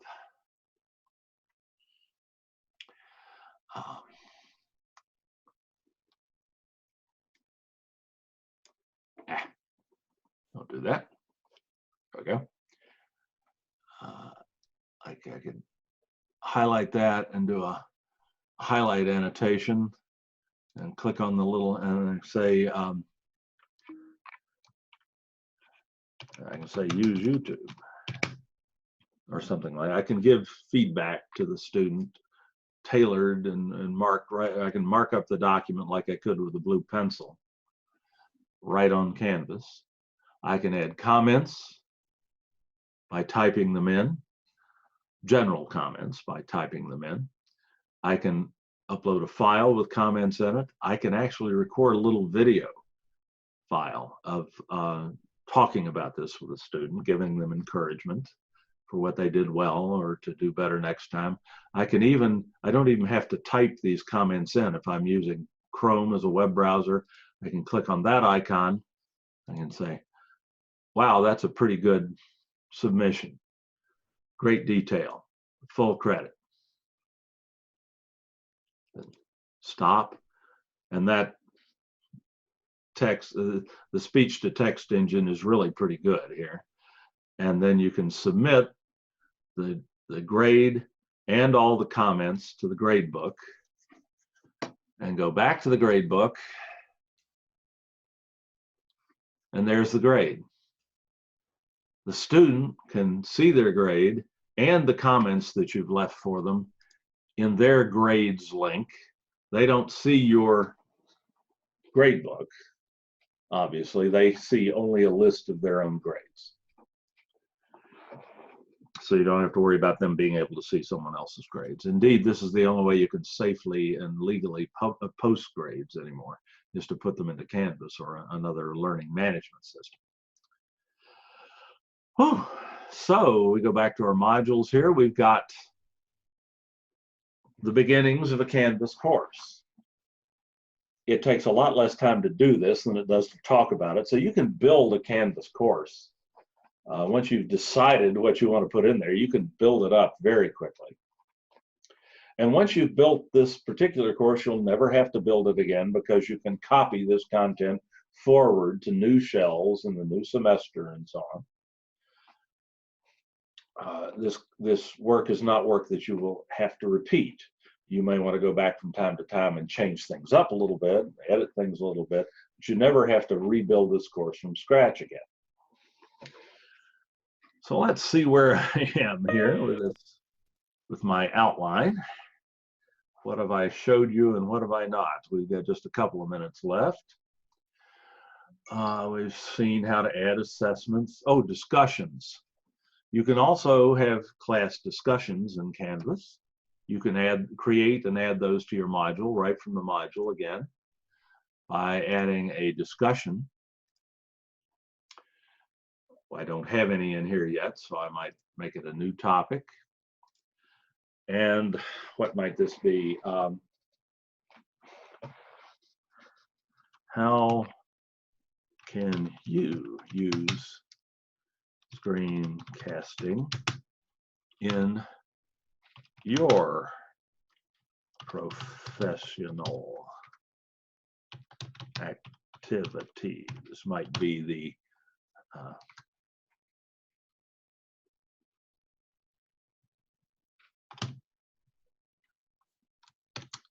topic.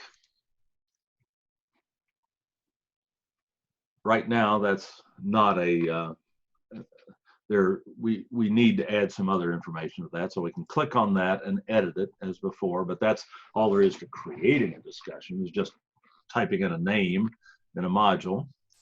You have the basic infrastructure for a group. You just edit that. You could maybe put more detailed instructions down here in an instructions box, though with a name like that, that's enough. You can allow, you almost always want to allow what are called threaded replies. I'll show you what that means in a second.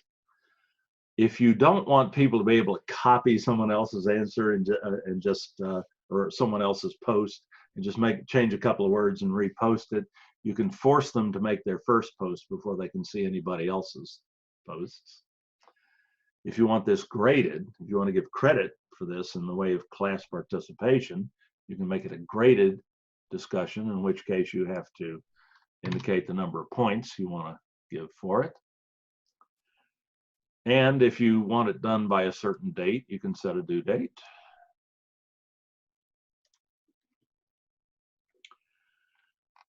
And then you can save it. Let me show you what something looks like this after it's been used a little bit. Let me go into another course, a similar course to the one we're building here, and find a discussion forum in one of my modules here.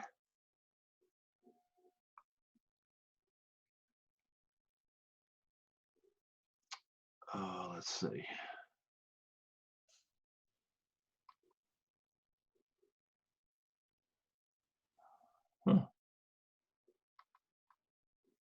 Oh, rather than spend time looking for that, I can also just always access my discussions from the discussions menu in the course menu. And here are some discussions that are in this course. Oh, I know what the problem is. I'm in the wrong course. Excuse me. Sorry for the confusion. Mine, not yours. Here's one that's got a little bit more activity in it. If I go to the discussions here, I've got a sample discussion that's got some activity in it. You can look in there by just clicking on the link to the name of the topic. And here's some activity. Students, this was post 3 ideas for instructional applications of Camtasia in your field, similar to the idea I was creating in the other course. Replies and comments will be appreciated, or you can require them. You can say, you must comment on 2 of your peers' posts. And a student makes a post. Everybody sees it. They make a post, an initial post, by clicking this top reply button here. And they can type it in, they can attach files, they can embed video. This can be very rich. And then everybody reads it, and another student may reply to it, because there's a reply button for this post as well as for my original instruction up here. So another student can click on a reply button, and that reply appears in the discussion post just below the one they replied to and indented in under it a little bit, so you can tell that this was a reply to that. Here's yet another post by a student using this button at the top, and then another student replied to this student's post, and this student replied back to the reply, You can see those indented under one another in what's called a thread. And this allows someone coming in after all this has taken place to follow this discussion and then continue to respond, to continue to participate in that particular discussion thread. So you can have very rich, very complete class discussions on discussion forums like this in Canvas, far better than you can do in class because of the amount of time involved. And people who won't participate in class will often participate in Canvas because they're not actually looking at the people and talking to them in real time. The shy ones will find this easier. And of course, you can require it. So if they want to get the grade, they have to. It's hard to do that in class other than just by kind of keeping track of who's participating and who's not on a very subjective manner. So that's a class discussion, which we have now, there would be a link to it in a module. A student could access it there, or they could access it through the discussions link here. Let's see. What else? Anything else that we've looked at? Grading, very briefly. We do an entire session on grading in Canvas, which I will be doing at 2 o'clock this afternoon, if you want to come back in and get more detail on grading. And on the grade book, how to manage the grade book and compute your grade, have Canvas compute your grades and all that. That's probably we're right at 11 o'clock on the button. That's probably all I need to say formally here. I see we have a number of questions in the chat tool. Thank you so much for putting those in there. And I'm going to answer those now. You're, of course, free to go when you get your question answered, or if you don't have anything you need to ask and think you probably have the answers to these questions already, I bid you farewell. Thank you for coming, and I hope to see you in another meeting soon. But let's take these questions here. Let me go back up to the top of the chat. I'm just paging or scrolling through the chat tool now. And please, I'd like to take these in order, as I promised. But when we get done with this, I'll just take more questions. You can just unmute yourself and ask any question about anything that you wish. I'm looking for ones that I haven't already answered here in the process of the presentation. When I have taught in the past using Blackboard or Canvas, the roster has been automatically pushed to my teaching shell. Can I have a teaching shell that allows for the roster to be added and taken off any time? I'm thinking of putting together a 15-20 minute tutorial that will not be a full-blown course, but more of an applet. I want all students to have access to it any time. I just want the roster for the purpose of confirming that each student actually completed the tutorial. Okay, okie dokie. That's a multi-layered question. It's got a lot of issues in it. Let me try to address them. First off, in your course modules, in your course shells in Canvas, you don't have to worry about student enrollment management. That's done automatically for you. Your students already are enrolled in your Canvas shells for the courses that you're running right now. You don't have to do anything to make that happen. That happens automatically. And when you publish the shell, which by the way you do by going to the home screen, and oh, this one's an expired course. I can't publish that one. Let me get back to the one we were building there. That's something I do need to show you. You publish a course by going to the home screen and clicking on the publish button here. And now that becomes available to your students the minute you publish it.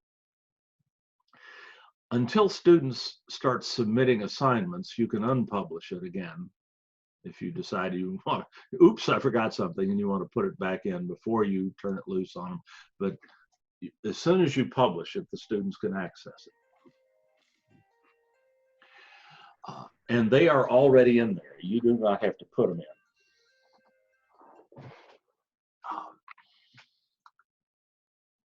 let's see, if you put tutorials into the shell in whatever form, using the various content options I've shown you, you can tell who's viewed that content by using the analytics in Canvas, which are available either from your home screen or from the course menu. You see those, the students don't.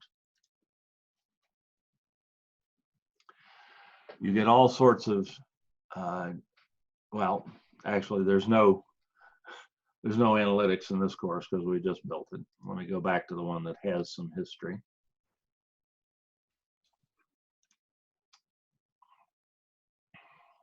Go into analytics. You can see overall activity for the course. A lot more activity recently in this course. I wonder why. This is my dummy course, so that's me in there mostly doing that. I can look at course grade activity. And here are all your assessments down here at the bottom, and you can look at activity in each assessment. You can look at individual student activity.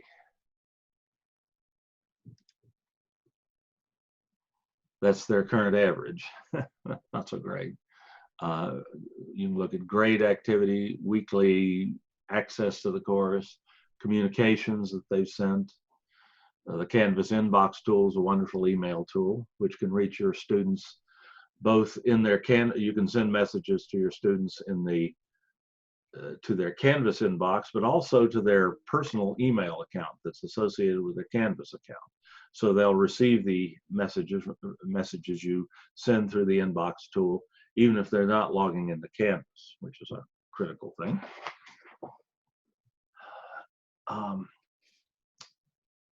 And if you want a really detailed look at what students are doing in your course, you can go to your people tool and click on a particular student.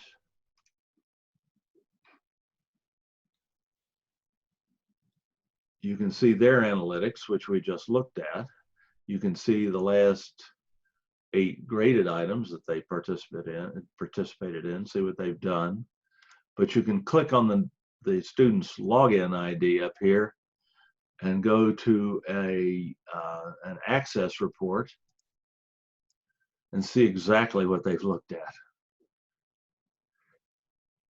When they did it, how many times they looked at it, and how many times they actually participated, which would be submitting something or posting something.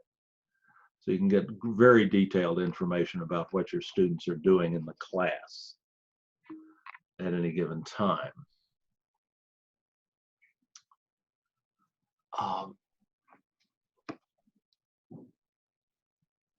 And you can manually enroll students and colleagues into your classes if you want to. Let's say you were doing this with a group of students who weren't necessarily enrolled in a particular CRN, but that you just wanted to work with. You could go to your people tool and add people. If you know your students' student IDs, which you will from your roster in PeopleSoft, you can just load them into a particular Canvas shell by putting their login ID here, setting their user type, it's student in this case, and just clicking next. You can put colleagues in the same way if you have their login, you have their PeopleSoft IDs, or you can just put them in by their email addresses if you have that. And Canvas will send them an email and then invite them to come in and create an account in Canvas using that email address as the login, and then giving them access to your course. So you can manually add people to the course as well. You can't remove them manually from the course. We don't give you that capability, and that's all done automatically. If you're in a running formal course, as students add and drop, they'll automatically be added to your course or removed from it. without you having to do anything. So I hope I answered a selection of that question there at different levels. Can you upload an Excel file? Sure. What's the difference between a page and a file? A Canvas page is also a file, but it's a file that you create on Canvas using the rich content editor, as I showed you. A file in Canvas terminology is a file that you have created offline, outside of Canvas, on your local computer, which you can then upload to Canvas and link into a module. Those are your two most common types of content that you would put in your Canvas modules. When would you use a page versus a file? It's really pretty much a matter of whether you already have the content created or if you need to create it from scratch. If you have the content created already, you might as well, and it's in a file on your local computer, you might as well just use that. If, on the other hand, you have to create new content, you might put it into a page in Canvas, because pages come up a little faster and a little cleaner for students when they click on the links to them, because that's the native content format for Canvas, which is a web server. And a Canvas page is just a web page created in Canvas using the Canvas rich content editor. So, but that's really up to you. You can do it either way. You could use all files or all pages, or more likely a mixture of the two. Is there a way of extending a test availability time for just one or two students on the same test day? Is there a way, would it affect the grading setup for the other students? Yes, there is a way to do that. No, it wouldn't affect the other students. If you want to give a student, say, late access to a test, you can go into the test. Let's see, let me make sure I'm in the right course here. Probably easier if I work in that uncluttered course that we were building earlier. You can manage your dashboard and prevent it from turning into something like that too, if you're not a clutter magnet like I am. But here, we created a quiz in here, so let's take a look at that. Let's edit that quiz. And this question is germane only if I have, in addition to a due date, I have also created available from and available until dates. Those dates are goalposts for when the student can access the test. If I just set a due date, the student can access the test at any time, from the moment I publish it to, if I don't ever set an until date and time, the student can take that test right on up to the end of the course. So it's quite common to set an until date, and more often than not, the until date is the same as the due date. And by default, if I just choose a date, the time is the end of the day for an until date or a due date. For an available from date, it will be the beginning of the day if I don't specify a separate time, which I can do. I can set a time. But let's say I want this test available today, between today and March 31st. I just click on that, the 25th. And now I've set the parameters, the date parameters for access to this test for everyone in the course. But let's say I need to make an exception to that for a student. Let's say I need the student to have a little bit of extra time to access this test, because maybe they've, God forbid, they've gotten sick. I can add another set of date instructions or date requirements, and I can assign those date instructions to other students. I've only got the one extra student in here, so I'll select that one. So I can now set, maybe I'll extend the due date. I had the 31st, so maybe I can extend it to the 2nd. I can maybe just leave the available from date the same today, but I can set an available until date for this student that is not March 31st, but that is sometime later, like April 2nd. Now this student has until April 2nd to take the test, while everybody else in the class has until March 31st.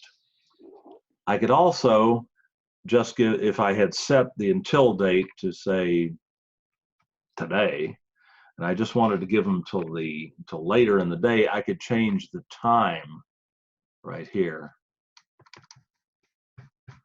that they would have at which they would no longer have access. So rather than giving them an extra day, I could just give them an extra few hours. Same process though. And I can do that for as many students as I need to. If there were a couple of students who needed this extra time, I could give it to both of them. And if I needed to put in different dates for different students, I could do that by just continuing to add new exceptions to that. So that's how you provide extra time on a test. You could also give students earlier access to a test if somebody was leaving for some reason and needed to take the test earlier than everyone else. You could give them that kind of access. And another question I always get in context, and then of course save the changes so that those are recorded. But another question I often get in this context is, how do I give Dsps students extra time on a test? You do that by going into the test screen, by clicking on the link to the test and selecting Moderate the Quiz over here on the right, which you will see if you have published the quiz. If you haven't published it yet, you won't see it. But if you click Published, you can moderate this quiz. And you can select the student for whom you want to give the extra time. And click on this little edit icon at the end of the line for that student. And you can give extra attempts if the student needs another chance to take it because maybe their computer crashed in the middle of the test. And you can give extra time. I believe the time limit on this quiz was 10 minutes. So typically DSPS students need to be given either 50% or double the time. More often 50%. So I could give them an extra 5 minutes and save that. And this student will get an extra 5 minutes beyond what everybody else gets on that attempt. And you can do that for as many students as you need to, as many DSPS students as you have. So I hope that answered that question, Rob, and a little more. How do you go back in time? Well, Larry, I'm not sure what you mean there. I could refer you to H.G. Wells and the Time Machine, but I'm not quite sure what you mean there. Are you still here?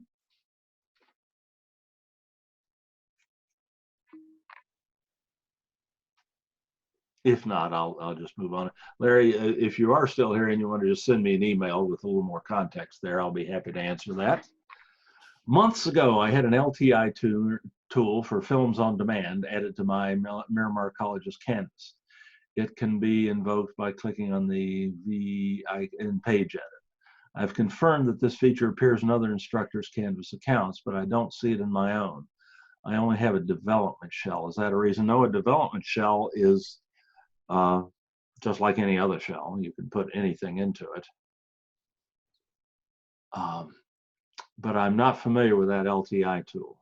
So I can't give you, Roger, I can't give you a specific answer on that, why that would not be occurring right now. We can look in for Lti tools that you can add to your Canvas course. So that's learning technology integration tools, external tools that are integrated with Canvas. I can go to the Settings menu, and I can go to the Apps tab. And I can click on apps that are installed in our Canvas system, and we can look for that. Films on demand. Let's see if FOD is in here.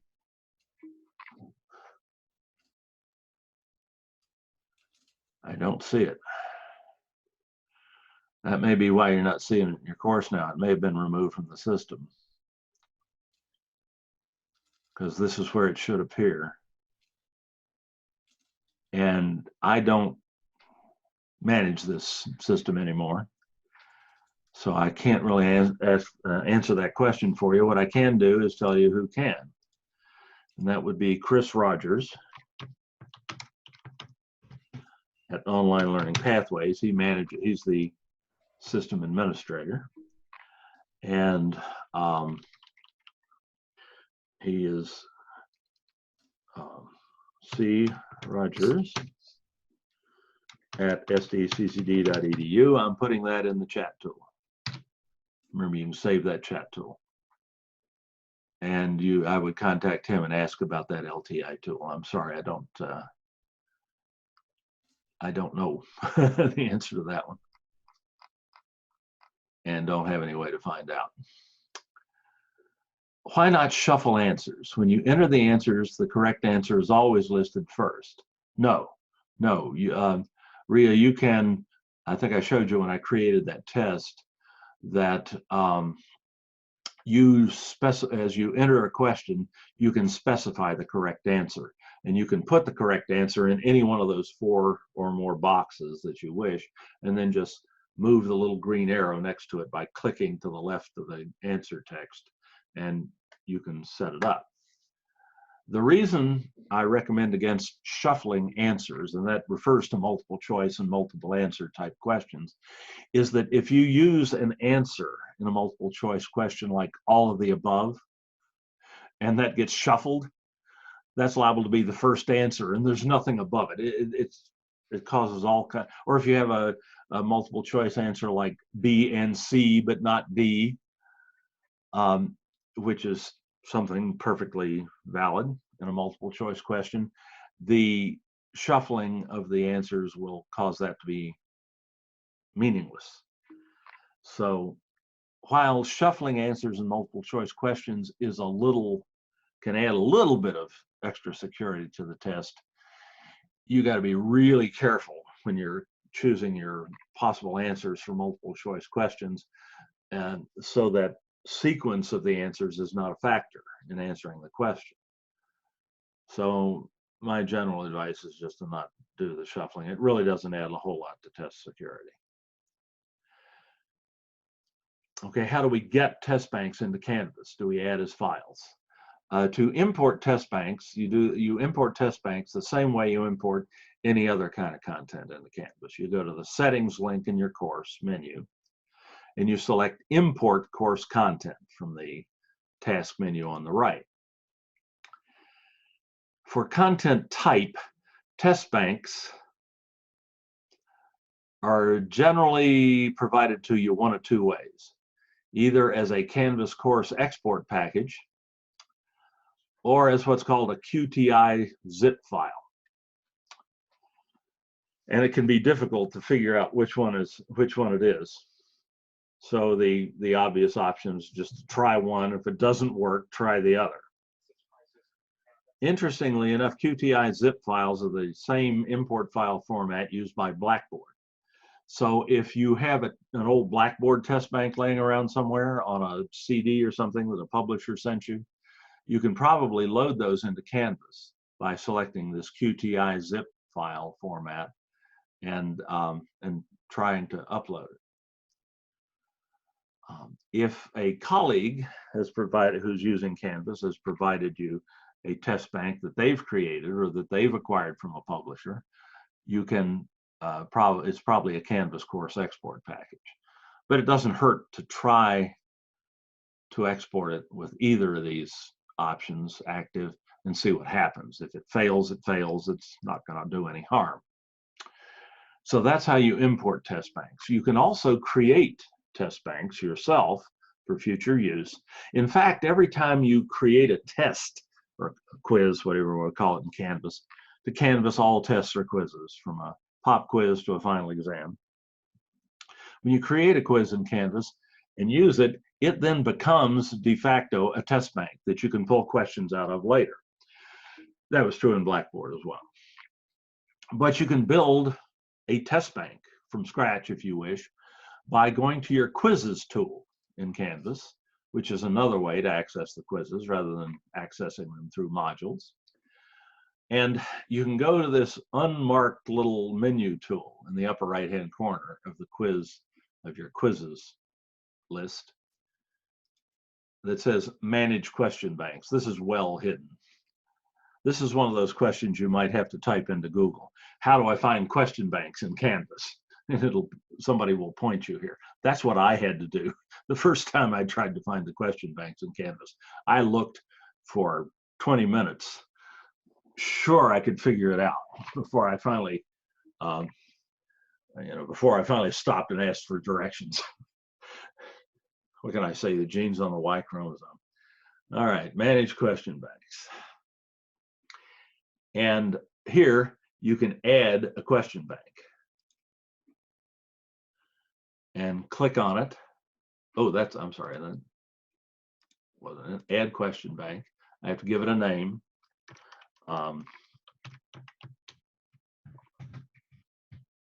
Whatever. Then click on the name. And then I can add questions to the question bank in the same way I added them to a test.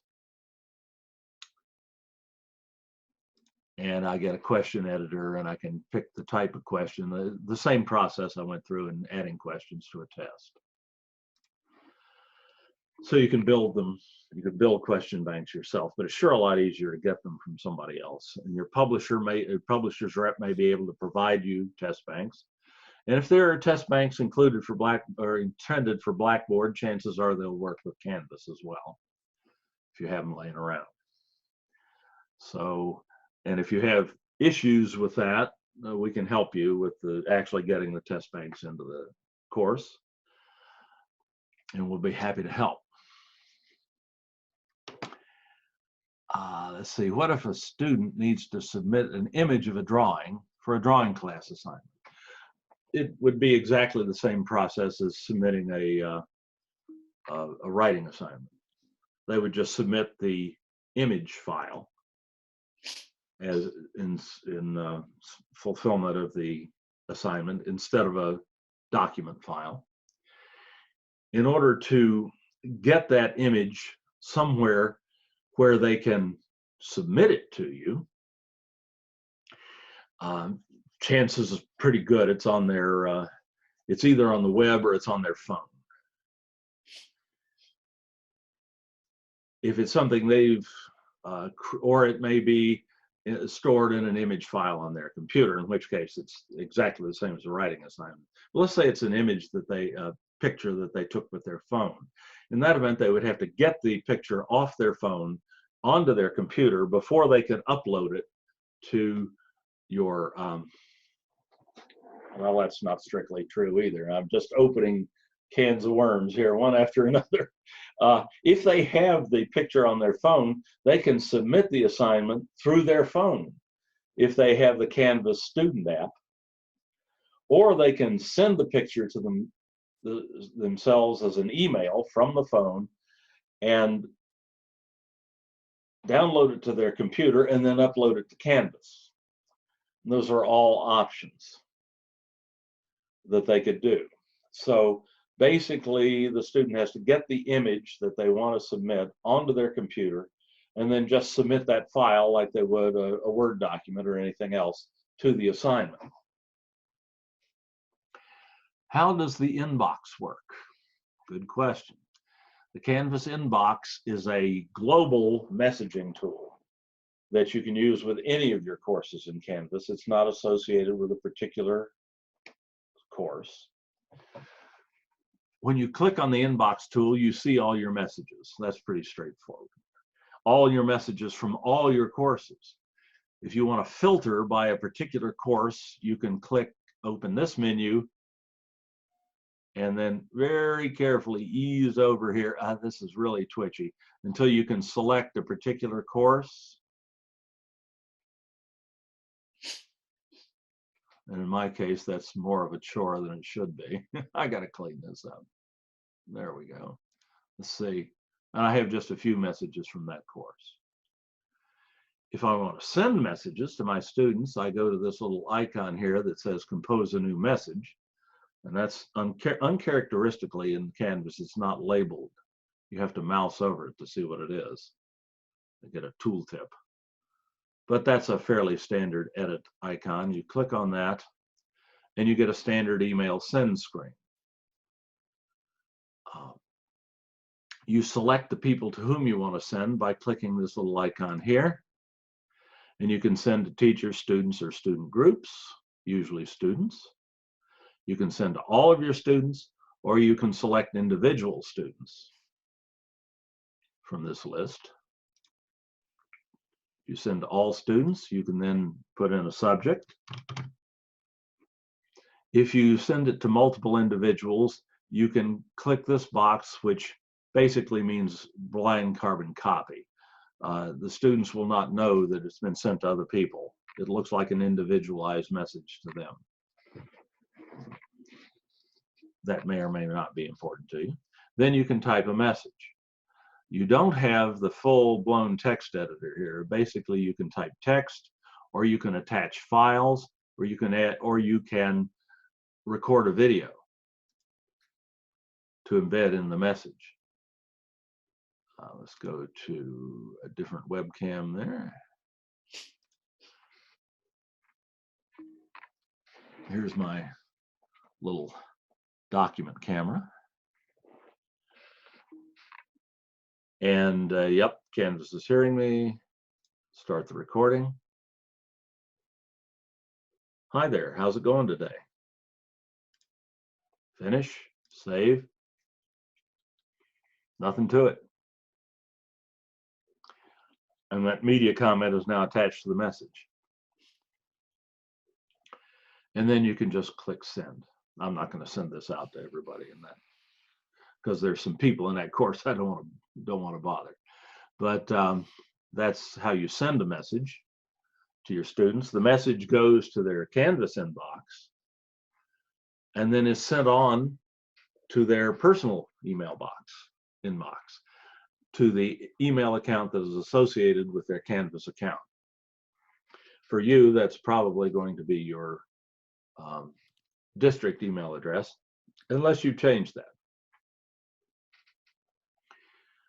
So, and when if they reply to you from their email account, their personal email account, external account, it will come back into your Canvas inbox, but then it'll be forwarded back to whatever email address you have registered with your Canvas account.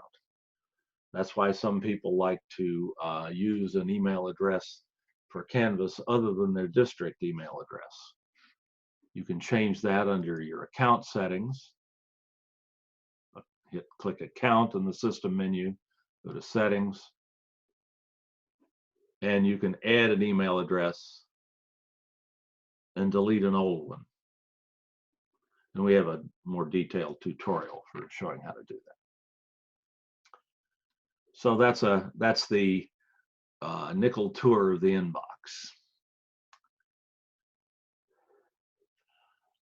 Okay. How many total questions can be added to a quiz in Canvas? As far as I know, there's no limit.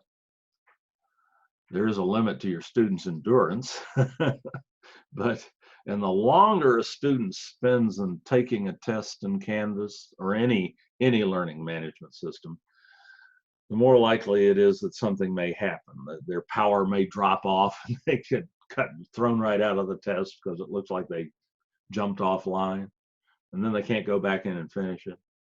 Or their computer may crash or something like that. So extremely long tests in Canvas have a lower success rate than breaking those tests up into smaller chunks. But as far as I know, there's no, if there is a limit, I don't know what it is. How do I email students in Canvas? Just showed you that with the inbox tool. I'm sorry, I should have mentioned that earlier. Can you upload a zip file to be part of a module? Sure, you can upload just about any kind of file. to a module.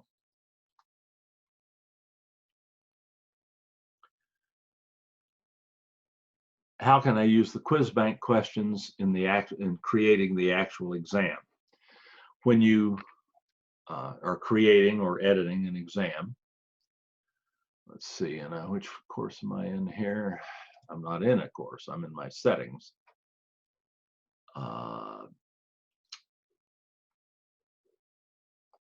Let's go back to that quiz we created as an example in this sandbox course here.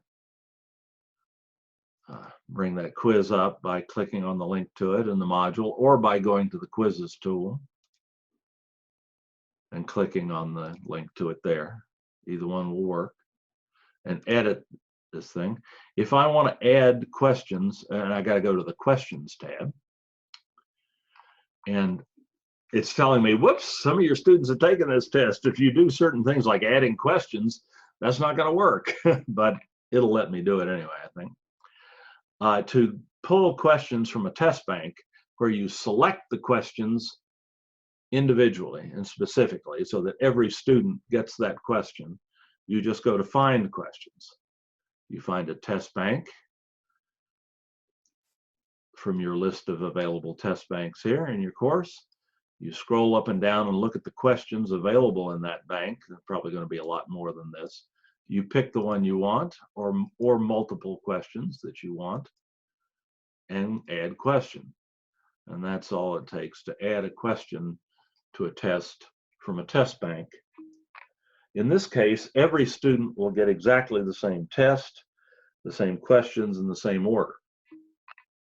You can also create question groups, which will allow you to have Canvas randomly select questions from a test bank that you specify. And so that each student gets a different test, a different set of questions.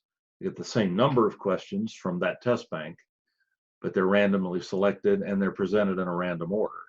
So the test is, each student gets a test that's quite different from everyone else's, which is a security enhancer. And also makes it a lot easier for you to generate a test. Creating a question group takes almost no time. And you can add 10, 20, 30 questions to a test in about 60 seconds. So that's another great thing to, great reason to have test banks if you're trying to generate multiple choice or any kind of tests, objective or subjective tests, in a hurry. So that's the short answer to that. If you want more detail, attend our next session of assessments in Canvas, where we go into this in much greater detail. I meant to ask, would the grade be posted for the student who was given extra time? Yes, it'll be posted as soon as they finish the test. That's the default in the gradebook, is to have grades posted to the gradebook immediately upon the student finishing the test. I was hoping to share my Google Drive with them and have them submit images from my art class. With Blackboard, I was able to set up a link. Can you do that on Canvas? Yes. You can associate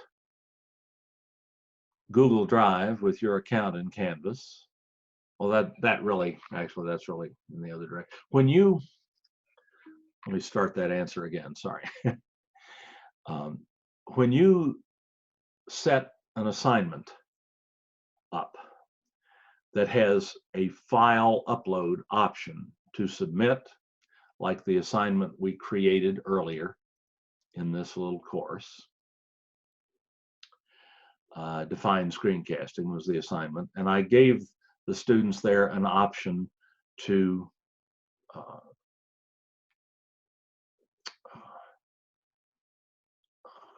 upload a file to satisfy that assignment. Sorry, getting tongue-tied. So if I go in there as my test student again, in student view, and go into that assignment, this student's already submitted that once, but notice they have an option to resubmit the assignment. They can always do that with a Canvas assignment. You can't stop them. Students can submit Canvas assignments as often as they like, and you can't control it. You can control which one you'll accept and grade, but you can't prevent them from continuing to submit the assignment. You don't necessarily have to tell them that, though they'll see this button when they go back in and look at the assignment later if they do. But so the student goes to submit the assignment, and if I give a file upload option, they'll also have an option to upload a file from their Google Drive. And this is true because we've enabled a Google Drive LTI integration in our Canvas system. So they automatically get this option. They just click on that tab. That's not going to work for this student because this test student I'm using doesn't have a Google account.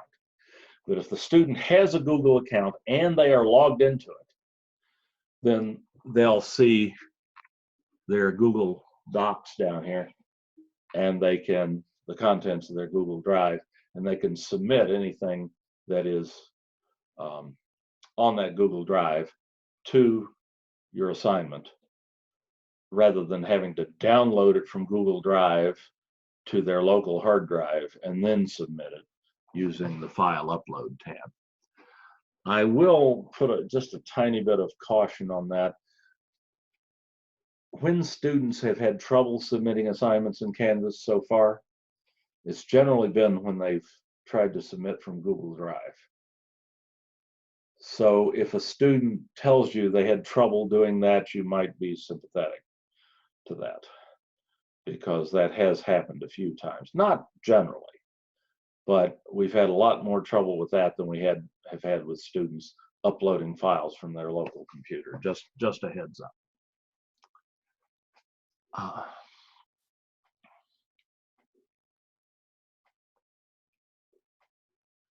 Okay. Alrighty, let's see. You're most welcome. Wow, got to the bottom of the tool. I see there's still 11 folks here. Does anybody else have another question? They just want to unmute their microphone and Hello, ask. Dave. Hello, Dave. Hey, Mohammed. So I really enjoy your. Oh, that's great. Oh, thanks. Tomorrow I have a test exam, but I'm afraid, kind of nervous if all the students can see the exam. I got a lot of like group exams, like group test, like 100 questions from like 3-4 chapters. Right. How can I pick up like 50 of them so all the students can see those questions? You've already entered this test into Canvas? Yeah, they're all in Canvas, yeah. It's all in Canvas. And you only want each student to get maybe 50 questions out of that test. Correct. From different groups. Yeah. Go ahead, sorry. Yeah, from the made group questions, like 5 different group questions, total of 100. So I want to see students see only 50 of them randomly. Right. Okay, what you would do is you would use that test that you've already uploaded to Canvas as a test, as a question bank. And you'd create a new test that contained a question group. Do you mind if I show that on the screen here? It's only faculty. No problem. Thank you. Can you give me the course number, the CRN for the course that you put that in? My course number is. Hold one just a second. I got to get to where I can actually use that. I can go into the administration screens. I can go to courses. Okay, I'm ready. Mine is the biology 230. There's a lot of those on there. Yeah, let me Let me check. So just a minute. So that's. This will be a fascinating demonstration for everybody. So thanks for sharing it. Well, I appreciate it. So this should be course.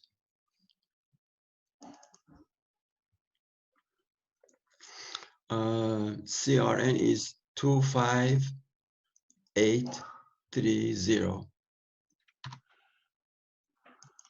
There you are. Okay, now I'm going to bring that course up on the screen. And I'm in here as an administrator. And you've got a, let's see, do you have the test in a module or? All out in. Not yet. Probably it's just under quizzes then. Right. Okay, there it is. But none of these are obviously not them because those are only like 2 questions and 5 questions. So let me look in the question banks and see if you have a question bank there. 23 questions, 6, 10. I don't see anything in there, Mohammed, with 100 questions in it. No, not yet, but.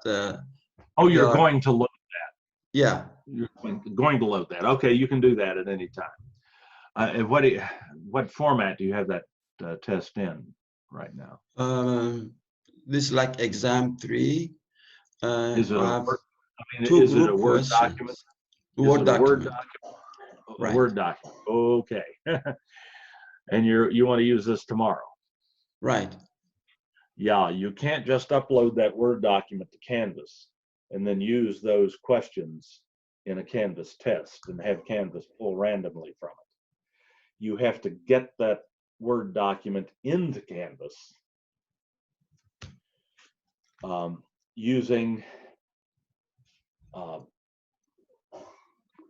really you kind of have to enter those questions manually one at a time, and that's going to take a while.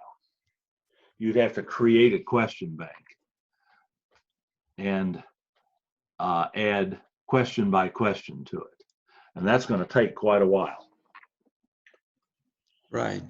So that may not be a realistic timeline for tomorrow. There is a way, and this may be a time to try this. There is a way that you can import a Word document into Canvas and have it appear as a Canvas test or a Canvas question bank, where you can then pull questions from it randomly or specifically. But it's a rather involved process. It involves using a free online tool that you can access through the College of Southern Idaho, of all places. And then a free Blackboard account that you have to create online. It involves moving files from one site to another, to another, to another, before finally putting them into Canvas. It's like what used to be called a Rube Goldberg machine, which is an incredibly complex machine that accomplishes a simple task very inefficiently, but does work. And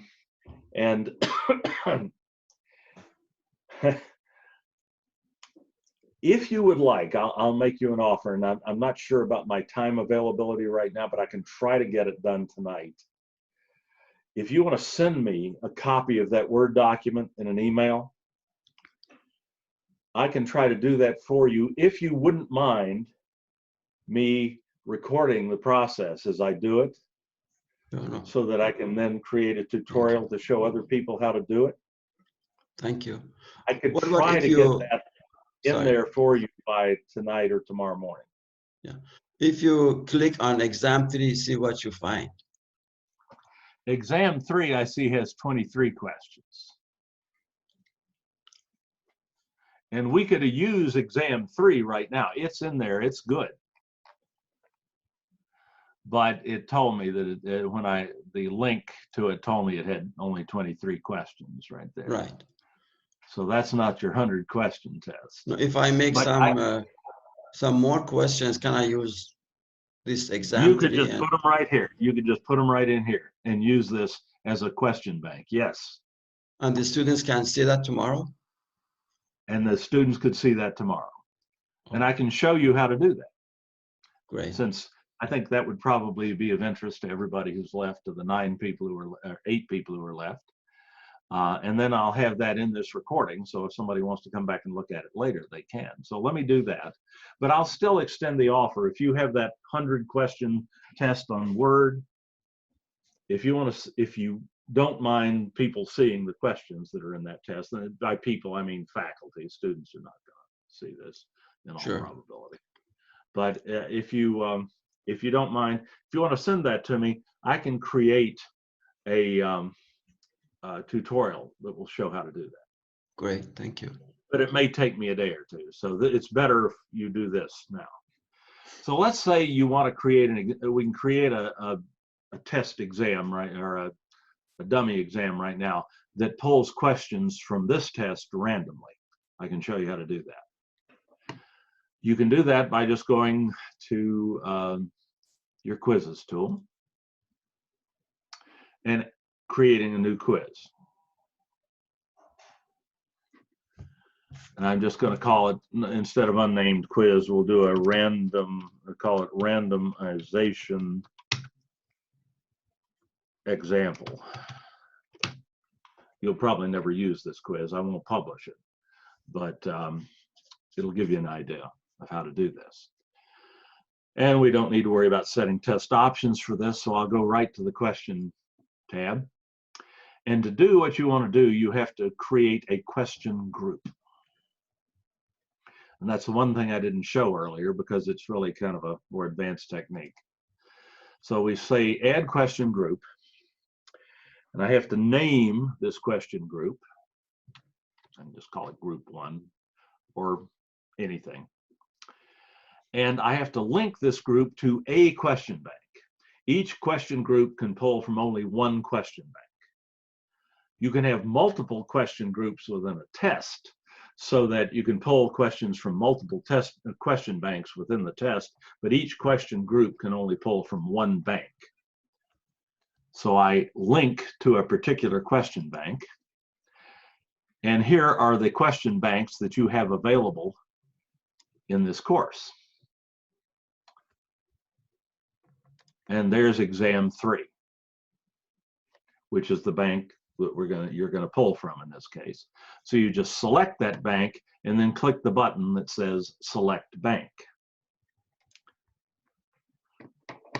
You then decide how many questions each student is going to get from that bank. There were 30, so 20, what was it, 30 some questions in there. So you could probably pull 20 from that question bank safely and not get too much duplication from student to student, or whatever you needed. And you can set the number of points for each question to whatever you wish it to be. And then you just click create group, and that's a question group. If you have other test banks, you can now create other question groups and just line them up one after another. But that would give you a basic test right there from everything pulling from one test bank, one question bank. So we just save this. And if we preview it,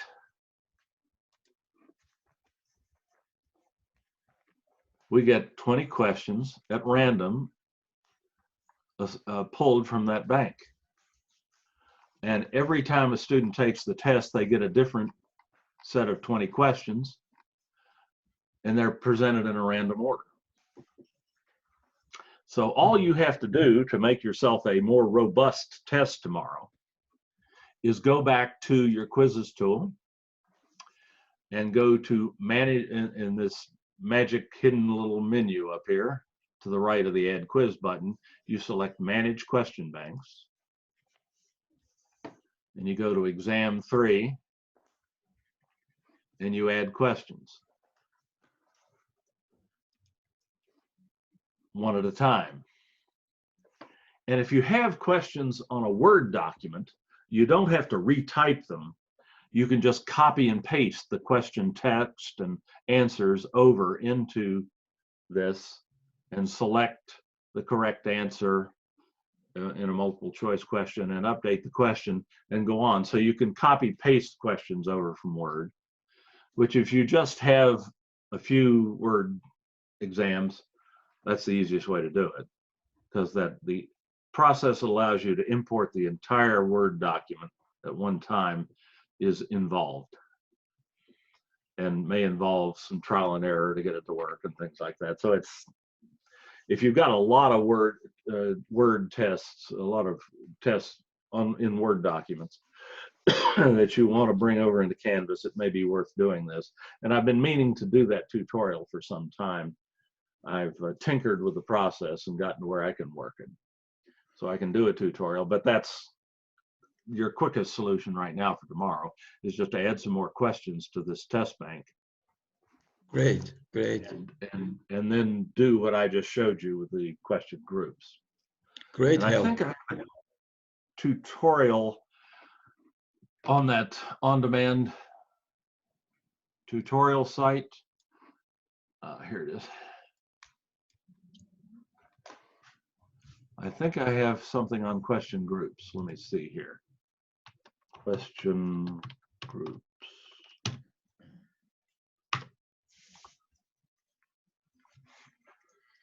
Yeah, there it is.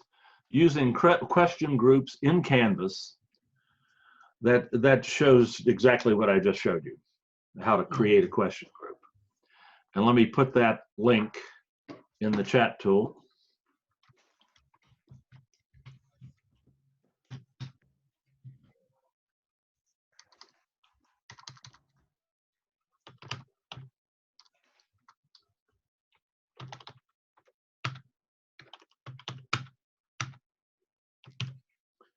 I put that, oops,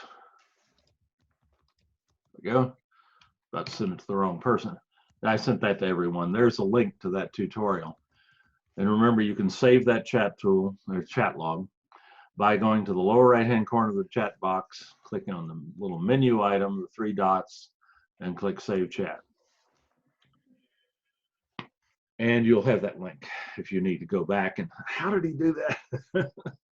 You'll have the instructions on how to do that.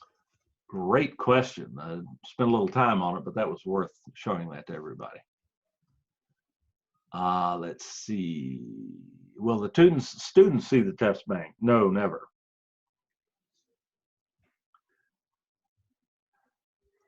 Hi, Dave. Hello. Do you have Hi. another question? I just have another question about the Google Drive. Good. Well, on Blackboard, I'm able to create a link that they go to my Google Drive and download their image, their art image. So Yes. on Canvas, you showed me how they can download an image from their own Google Drive. But what I wanted to do was share my drive with them. Right. So it's like a second page that can load an image. Right. If you want them to be able to download a particular image from your Google Drive, you can share that image with them on Google Drive, or you can get a shareable link for that image from your Google Drive. Let me pull up my drive here. Yeah. No. Okay. So what I'm saying is, if they have an assignment, right? Okay. So I assigned them a drawing to make a stack of boxes, right? So they've finished that drawing assignment, and then they need to turn it in. Right. Instead of turning it into the assignments on Canvas, I'm trying to get them to take an image and then turn it into a shared Google Drive folder that I have made for them. And then they put it in that folder, and I can look at it there. Right. And you can certainly do that. Okay. The shared Google Drive folder will have a URL for access. Yeah, yeah. Web link, right? Yes. You can just put that into Canvas, into a Canvas module as an external URL. Oh, okay. And I have no idea click on how to do that that. link and bam, they're right in there. Oh, okay. How do I set that up? You just go to your Canvas course, Okay. and let me get back out of this test here that I made. I'm actually in Mohammed's course. I don't want to mess his course up, so let me get out of this. Okay. Carefully, and go back to one of my sandbox courses I can mess up at will. That's what they're there for. So you have a module here, maybe your Yes. first chapter module or whatever, or second or whatever. And in the module, you place a web link by clicking on the plus sign at the top of the module and selecting external URL. Oh, okay. You paste the share URL for your Google folder, Google Drive, shared Google Drive folder in this box here. And then you just type a name for it there and click add item. That's and awesome. that link will appear in the module. And all they have to do is click on that link to bring up your shared Google Drive folder. It'll open, I would open the Google folder in a new tab so that they don't get in there mixed in with the Canvas. And then they can just pull the, they can just operate it as they normally would. This is just an alternative to you sending them that link through an email or something like that. Okay, this way that's it's wonderful. always in there. They don't have to go and look through their email to find it. It's right there in the that's module. what I want. Yeah. I want it embedded. Right. So can I just do it once and they can continue to use that link, or do I have to set it up each time for each assignment? First thing you said. Okay. You put it in there, you might put it, if it's something they're going to use over and over again, you might put it in your first module, your getting started module. So this is stuff you're going to need for the rest of the course, and just leave it there. Wonderful. And they can go back to it and use it at any time. And when you create an assignment, you just say, or when they need to do that, you just give them directions. Well, go back to the link in your first module and click on it, and you'll be able to get to my shared folder, and you'll find your picture in there.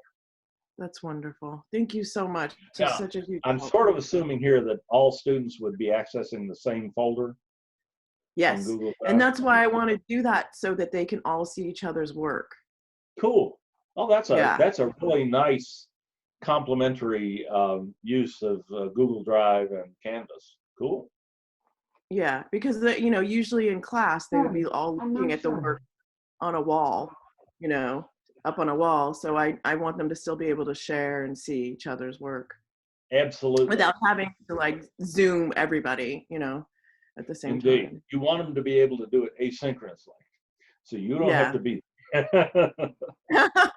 Well, yeah, I mean, I think that Zooming is really wonderful, but to hold them all to coming to class at the same time is a little much for me right now.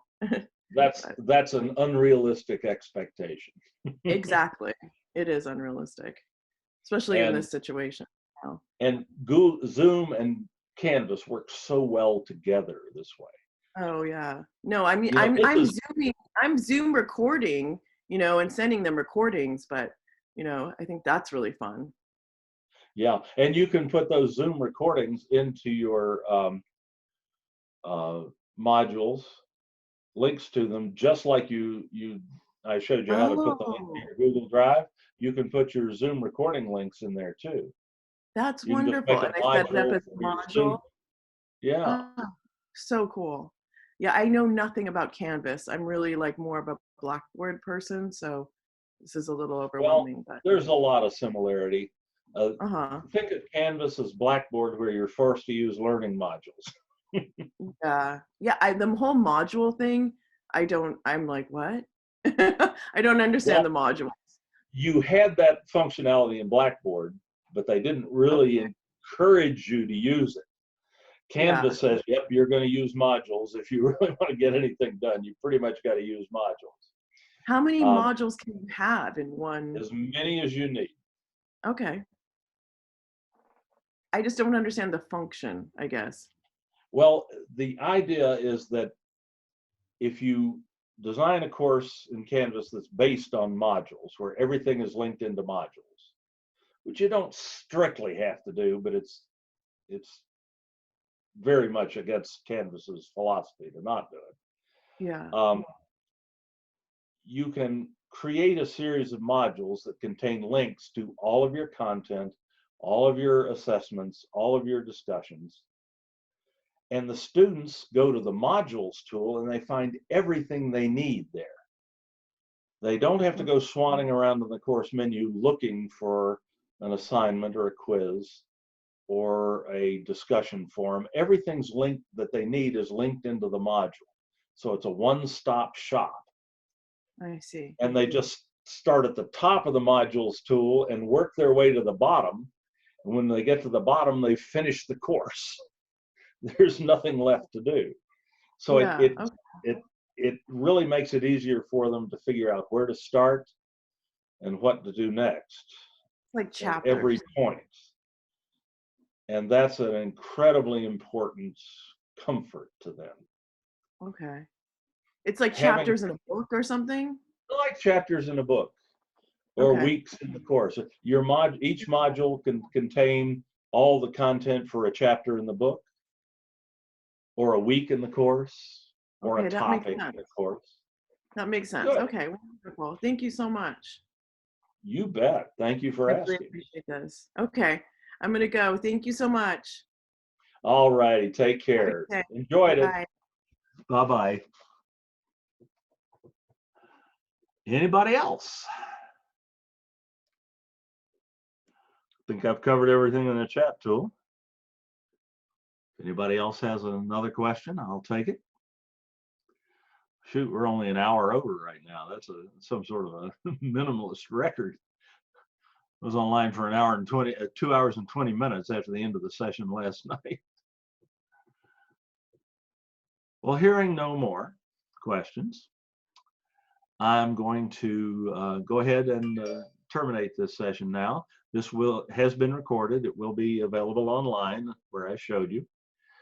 And I will be available to answer questions through email. Let me put my email address in here. That's the last thing. I don't think I put that in here. Thanks, Dave. That is, you're certainly welcome. That's in there. And I hope to see you again soon. Take care. Bye-bye.